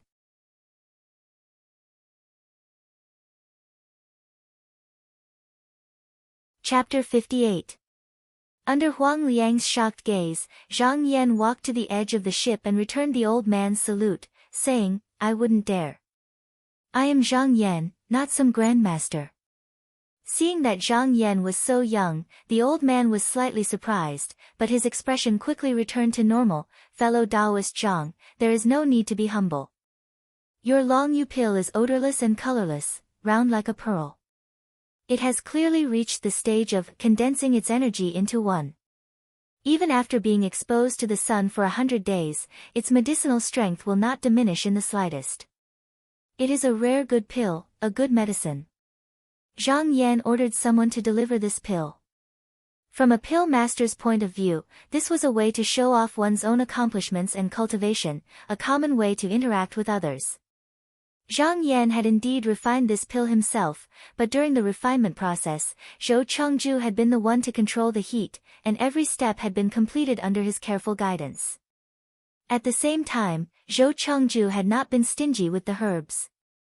After 5 or 6 batches of pills had been wasted, this was the last batch that could be considered a high-grade pill. At that time, Zhou Chengju had held this pill and examined it several times before handing it to Zhang Yan with a smile, saying that it was enough to frighten others. The old man swept a few glances over Zhang Yan's face, saying, "This old man also has a few pills here that I would like fellow Taoist Zhang to appraise." Hearing this, Zhang Yan couldn't help but look at the old man seriously. Seeing that the old man was motionless with his eyelids drooping, he said, "Fine, since fellow Taoist has invited me, would I dare to refuse?" This was a very polite invitation from the other party to have a small competition with him. It was a normal competition between people of the same Tao. However, looking at this person's intentions, it seemed that he didn't believe that the pill was refined by him. So, he wanted to personally weigh how much he was worth. However, since Zhang Yan wanted to enter the Water Nation as a pill master, he naturally had to put on airs. He thought to himself, "It just so happens that I need someone to prove my name, and this person has delivered himself to my doorstep. How appropriate." In the Yao Nation, there were many people with higher cultivation than him. Even if he carried the identity of an envoy of the Black Tsang sect, it might not be much more convenient. However, if he also carried the badge of an alchemist, then things would be very different. In the Yao country, there was a lack of such talents. Adding on the fact that those who trained in the way of strength needed to be watered with external medicine, the word medicine included medicinal pills. Thus, the status of pill masters in the Yao country was above that of ordinary Yao cultivators. There were many pill masters who were not doing well in their sects who came to this place to serve. It was just that high-grade alchemists were all nurtured and strictly controlled by the sect. All kinds of secret techniques and incantations were never passed on to outsiders, so these people could not change the low standard of alchemy in the Yao Kingdom. Seeing that Zhang Yan had agreed, the old man waved his hand imposingly. The helmsman understood and steered the boat towards Zhang Yan. Huang Liang was very perceptive. He quickly steered the boat towards that boat. When the two parties were close, he ordered someone to bring 2 long ladders and put them on the edge of the other party's boat. 2 boards were placed on the ladders, and a very simple passage was built on the collar of the boat. On the opposite boat, the young Yao cultivator looked warily at Luo Xiao, who was standing quietly at the side. Then, he moved closer to the old man and asked in a low voice, "Elder Ren? Can you see where this person is from?" The old man pondered for a moment and said, "Now that King Ji has set up the elixir gathering, talented disciples from home and abroad have all come, like carps crossing the river. However, this person is young. If that pill was really made by him, then he must be from a famous sect. I don't think he is worthy of the 16 major sects of Donghua continent. The geomagnetic field here was chaotic, and it could disrupt spiritual opportunity. If one tried to fly, it was very likely that they would fall from the sky soon." Zhang Yan could not do what Luo Xiao did, so he followed the passage made by the ladders and walked over step by step. When they reached the other party's boat, Luo Xiao took the initiative and stood behind him like a maid. The young Yao cultivator's eyes twitched when he saw this. Zhang Yan cupped his hands and said, "I haven't asked for your name, fellow Taoist."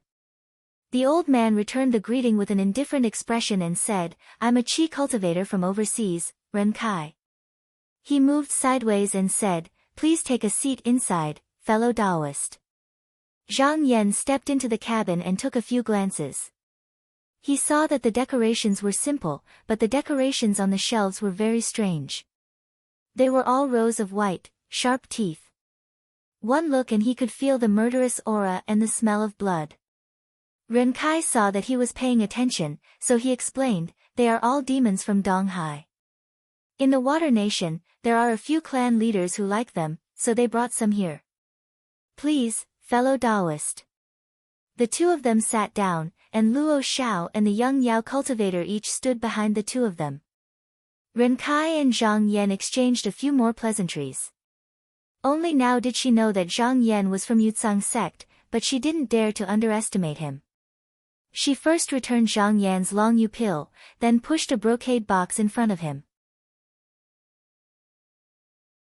She looked at him and cupped her hands, saying, "Please enlighten me, fellow Taoist." Zhang Yan took the box and opened it. He found that there were 3 white mud pills inside. From their appearance, they didn't look like any of the pills recorded in the pill manual. But it didn't matter, because all pill refiners had their own secret pills, so it wasn't strange that he didn't recognize them. It was just that these 3 pills were exactly the same in terms of color, taste, and appearance, which was a little strange. These 3 pills are called third longevity pills. This old man refined them according to an incomplete ancient recipe. It is said that they can increase one's lifespan, but there is a flaw. These pills are produced at the same time every time, and 2 of them are highly poisonous, while only 1 can increase one's lifespan. At this point, Ren Kai slightly straightened his body. This old man has obtained this method of refining pills for more than 30 years, and I've finally figured out the way.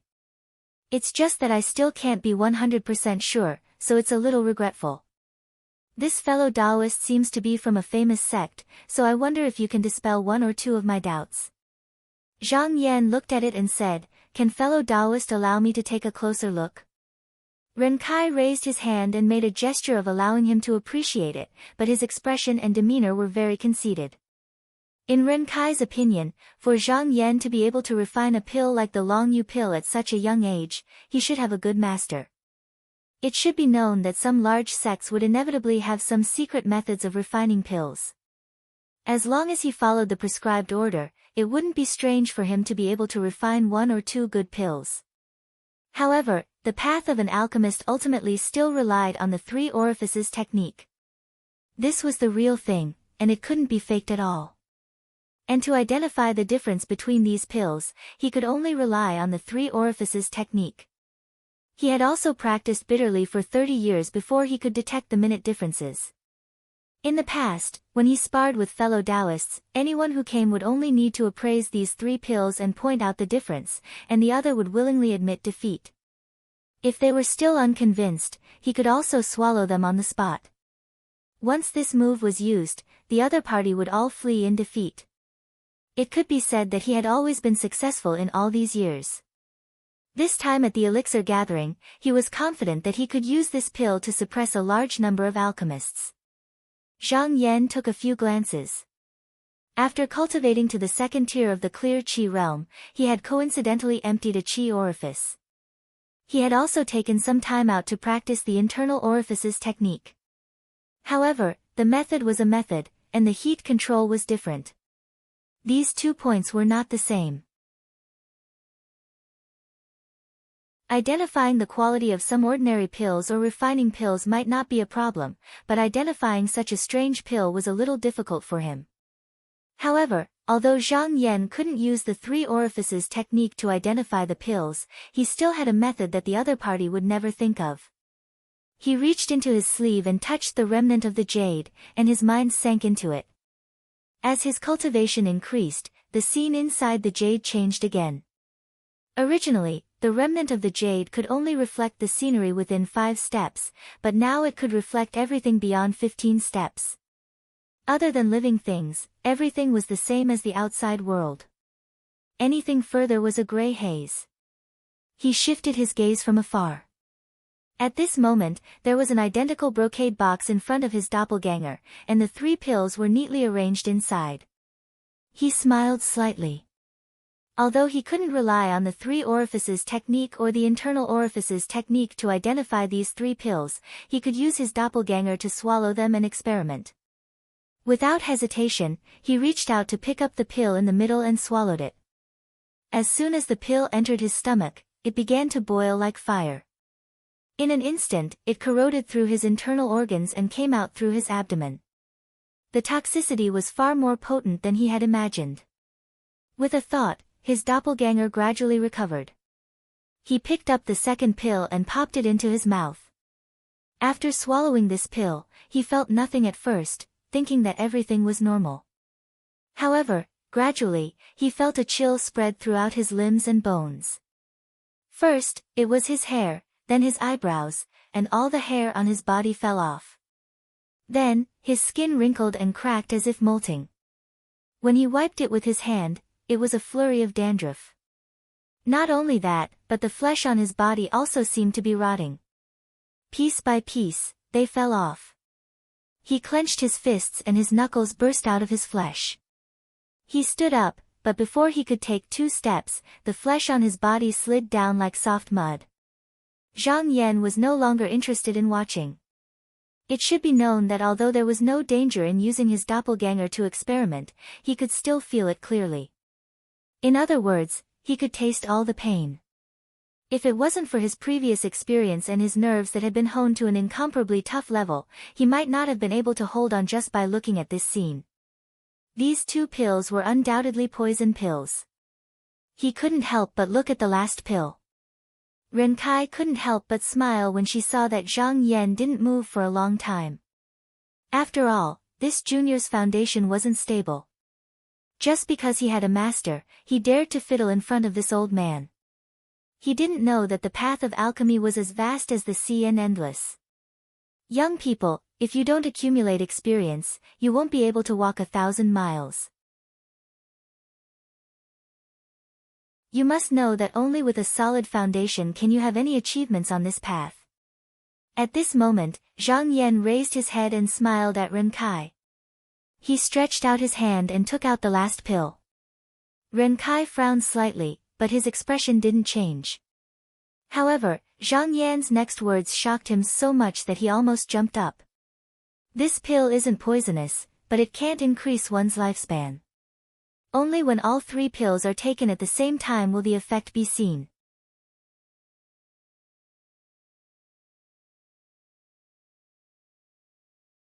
Chapter 59. Ren Kai stared blankly at Zhang Yan. He had met countless famous masters before, but none of them could be as certain as Zhang Yan, able to distinguish which was a real pill and which was a poison pill, let alone clearly see the medicinal properties. In fact, the toxicity of the two pills was divided into yin and yang, and when swallowed, it needed to be crushed, and the last pill neutralized the medicinal properties before it could be consumed. The incomplete part of the prescription described how to combine the three properties in the pill furnace. After Ren Kai had obtained this prescription, he had gone through his own modifications to come up with this nondescript thing. The medicinal effects were also less than a third of the original. To say that the medicinal pill that neutralized the medicinal effects could increase one's lifespan was just trying to put gold on his face. Now that Zhang Yan had seen through the mystery behind it, he couldn't help but blush, embarrassed and speechless.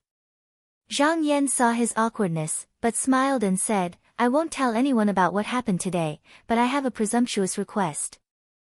Ren Kai secretly sighed in relief, and hurriedly said, "Fellow Taoist, please speak." Zhang Yan pointed at the 3 longevity pills, and said, "I'm willing to exchange one of the best pills with fellow Taoist Ren for this prescription. What do you think?" "Oh." Ren Kai was stunned. This pill was called Longevity Gift, but it could only increase one's lifespan by 15 to 20 years. Although the medicinal herbs used were not expensive, they were not few either. For cultivators, its value was somewhat useless.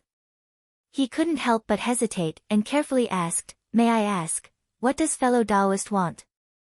Once a pill involved toxicity, it had to be guarded against, and one had to be extremely cautious.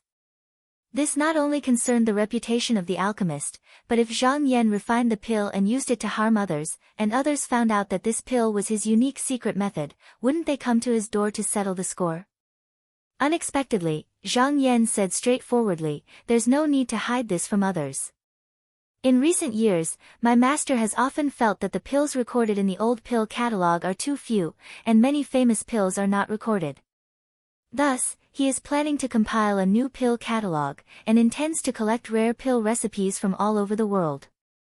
Thus, he was eager to do so." "I see." Ren Kai suddenly understood, but he still didn't relent, and asked again, "May I ask who your master is?" Zhang Yan stood up, and cupped his hands in the direction of the Yingtsang sect. "My master is Zhou Yan." "Oh." Ren Kai was startled, and hurriedly stood up as well, and said with a face of seriousness, "So your grandmaster Zhou's disciple."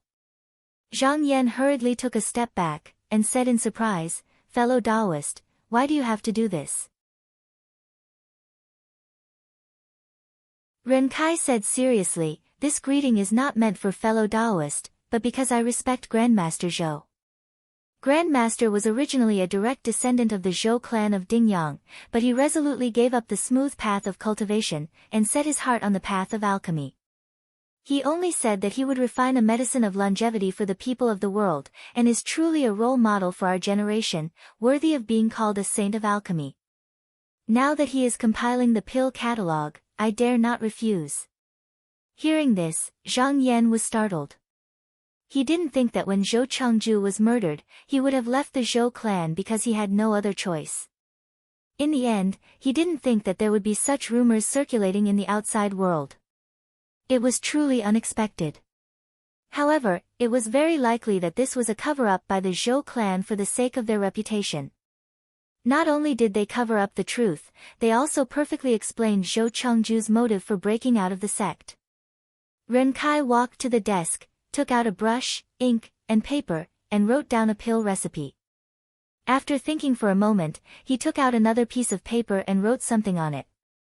Then, he handed the 2 pieces of paper and the brocade box containing the pills to Zhang Yan, and said, "These 2 pill recipes, one is an incomplete ancient recipe, and the other was later added and modified by me. Now, along with the 3 pills, I am giving them to fellow Taoist. I hope you don't mind." Zhang Yan received it with a serious expression. He was about to take out a pill from his sleeve, but Ren Kai reached out and stopped him, saying, "Since Grandmaster Zhou intends to compile another pill catalog, I will do my best. This recipe and this pill are all mine to give to Grandmaster."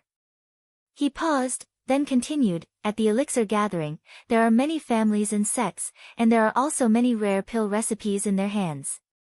I will try to persuade my fellow Taoists to join in this grand event. What does fellow Taoist think?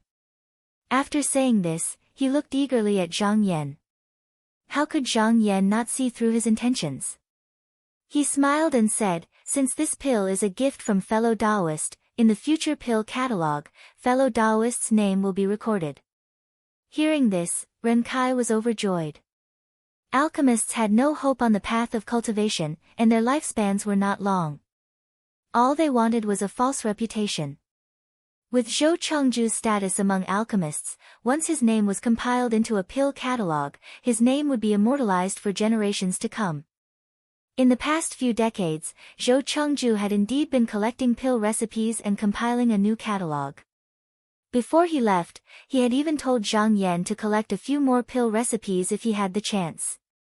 However, when Zhang Yan brought out the pill cultivation catalogue, he had only wanted to use those pills as an excuse. He hadn't expected to reap such a pleasant surprise. With Ren Kai's help, his name would definitely spread throughout the water nation of the Dang region in a short period of time. It could be said that he had already achieved half of his original goal. Ren Kai suddenly thought of something and slapped his forehead, saying, I've only cared about chatting with fellow Taoist here, and I've delayed fellow Taoist's journey. Why don't you travel with us? Little brother is an emissary of a sect, and I have an important mission on my shoulders. I won't delay fellow Taoist any longer. Zhang Yan politely declined the other's good intentions. He was well aware of his own situation. He could rely on the remnant jade to deceive her, but when it came to knowledge of the Tao of alchemy, he was definitely not as good as Ren Kai. If he said too much, he would definitely be exposed, so it would be best for him to avoid contact with Ren Kai in the future. Ren Kai's expression was one of regret. After saying a few more words, Zhang Yan stood up and said his goodbyes. When the ship's owner, Huang Bao, saw Ren Kai politely send Zhang Yan off, he couldn't help but be filled with admiration. Only now did he realize that this young cultivator's identity was not simple. However, he was experienced in the ways of the world, so if Zhang Yan didn't mention his own background, he wouldn't mention it either. He steered the ship to the bottom of the cliff. 2 whale demons threw down 6 large hooks, which Huang Bao ordered his men to take over and fasten them to the edge of the ship. Then, he shouted upwards, and the 2 whale demons exerted their strength together. Amidst a series of creaking sounds, the entire ship was pulled up bit by bit. When they reached the entrance above, another 2 whale demons stood up in the cave. Each of them stretched out a pair of hands and gently lifted the bottom of the ship over their heads. Then, they placed the ship firmly on the river behind them. Huang Bao quickly took out a small bag of spirit shells and handed it over. The whale demon pinched it between his thumb and index finger and weighed it in his hand. Seeing that the quantity was about right, he didn't count it carefully and just pushed the ship down along the rapid current that flowed through the cave. The river in the cave was full of twists and turns, and the current was rapid. If they were not careful when making a turn, the ship would crash into the cliff and shatter into pieces. But thanks to Huang Bao's superb boating skills, they were able to make it through the daunting experience without any mishap. About 4 hours later, Zhang Yan and Luo Xiao finally arrived at a relatively flat lake. It was already night time, and every 1,000 steps on the surface of the lake, there was a bright dot of light that was as bright as a cage lamp. As the boat approached, it was discovered that it was actually a smiling mermaid holding a tray in her hand with a resplendent pearl on it. It was dazzling like flowing colors, and the halo of light was exquisite. From time to time, these mermaids would cast flirtatious glances at Zhang Yan and giggle. Zhang Yan found it a little strange, but Huang Bao seemed to be used to it and turned a blind eye to it. After traveling for a while, he gradually docked the ship at a pier and said, "Fellow Taoist, you can disembark here. Follow the waterway all the way south, and you'll reach the South Kasha Palace at the southern end of the Water Kingdom. You only need to pay a small fortune, and there will be a courier waiting for you wherever you want to go." It's also very convenient to inquire about things. Zhang Yan cupped his fist and said, "Thank you, shipowner Huang." Huang Bao returned the gesture and said, "I'll be staying here for another 10 or 20 days. If fellow Taoist doesn't mind, you can come here and tell me what to do." "You're too polite, shipowner Huang. If there's anything I can help you with, I'll definitely trouble you." Huang Bao burst into laughter. Looking at the lake full of mermaids, he patted Zhang Yan's shoulder and said in a low voice, "Demon cultivators are mostly fickle and heartless. I've suffered a lot from them, so you must be careful, fellow Taoist." Luo Xiao snorted discontentedly. Zhang Yan smiled and didn't say anything. He cupped his fist and bid farewell to Huang Bao. When he and Luo Xiao got off the ship, they saw a glistening waterway under their feet. Under the clear lake bed were white shells that glinted with a soft light, stretching all the way to the south and pointing out the way forward.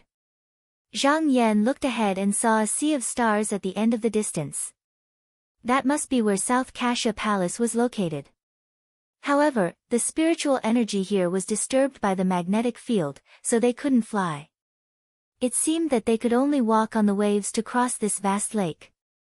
Luo Xiao chuckled behind him and said, "You don't have to do this, Lang Jun. Just move forward without worry." Zhang Yan was surprised. "Oh. Fellow Taoist Luo has been here before." Luo Xiao smiled and said nothing. Zhang Yan shook his head. Since Luo Xiao said so, there must be a reason behind it. He took a step forward. As soon as he stepped on the water surface, he heard a whistle coming out of nowhere. A carp leaped up and caught his foot. When he took a second step, another carp jumped up and let him step on its back. Along the way, with every step he took, these carps would jump up just in time to support his falling footsteps. After walking for about a kilometer or two, he saw hundreds of enormous water palaces connected together. Strings of pearls hung from the eaves of the palaces, and on the surface of the water floated rows of colorful water lanterns. In front of the main palace was actually a bustling market with people coming and going. At a glance, there were probably no less than 10,000 people. If it wasn't for some strange-looking demon cultivators mixed among them, he would almost think that this was a country in the mortal world with abundant goods and abundant people.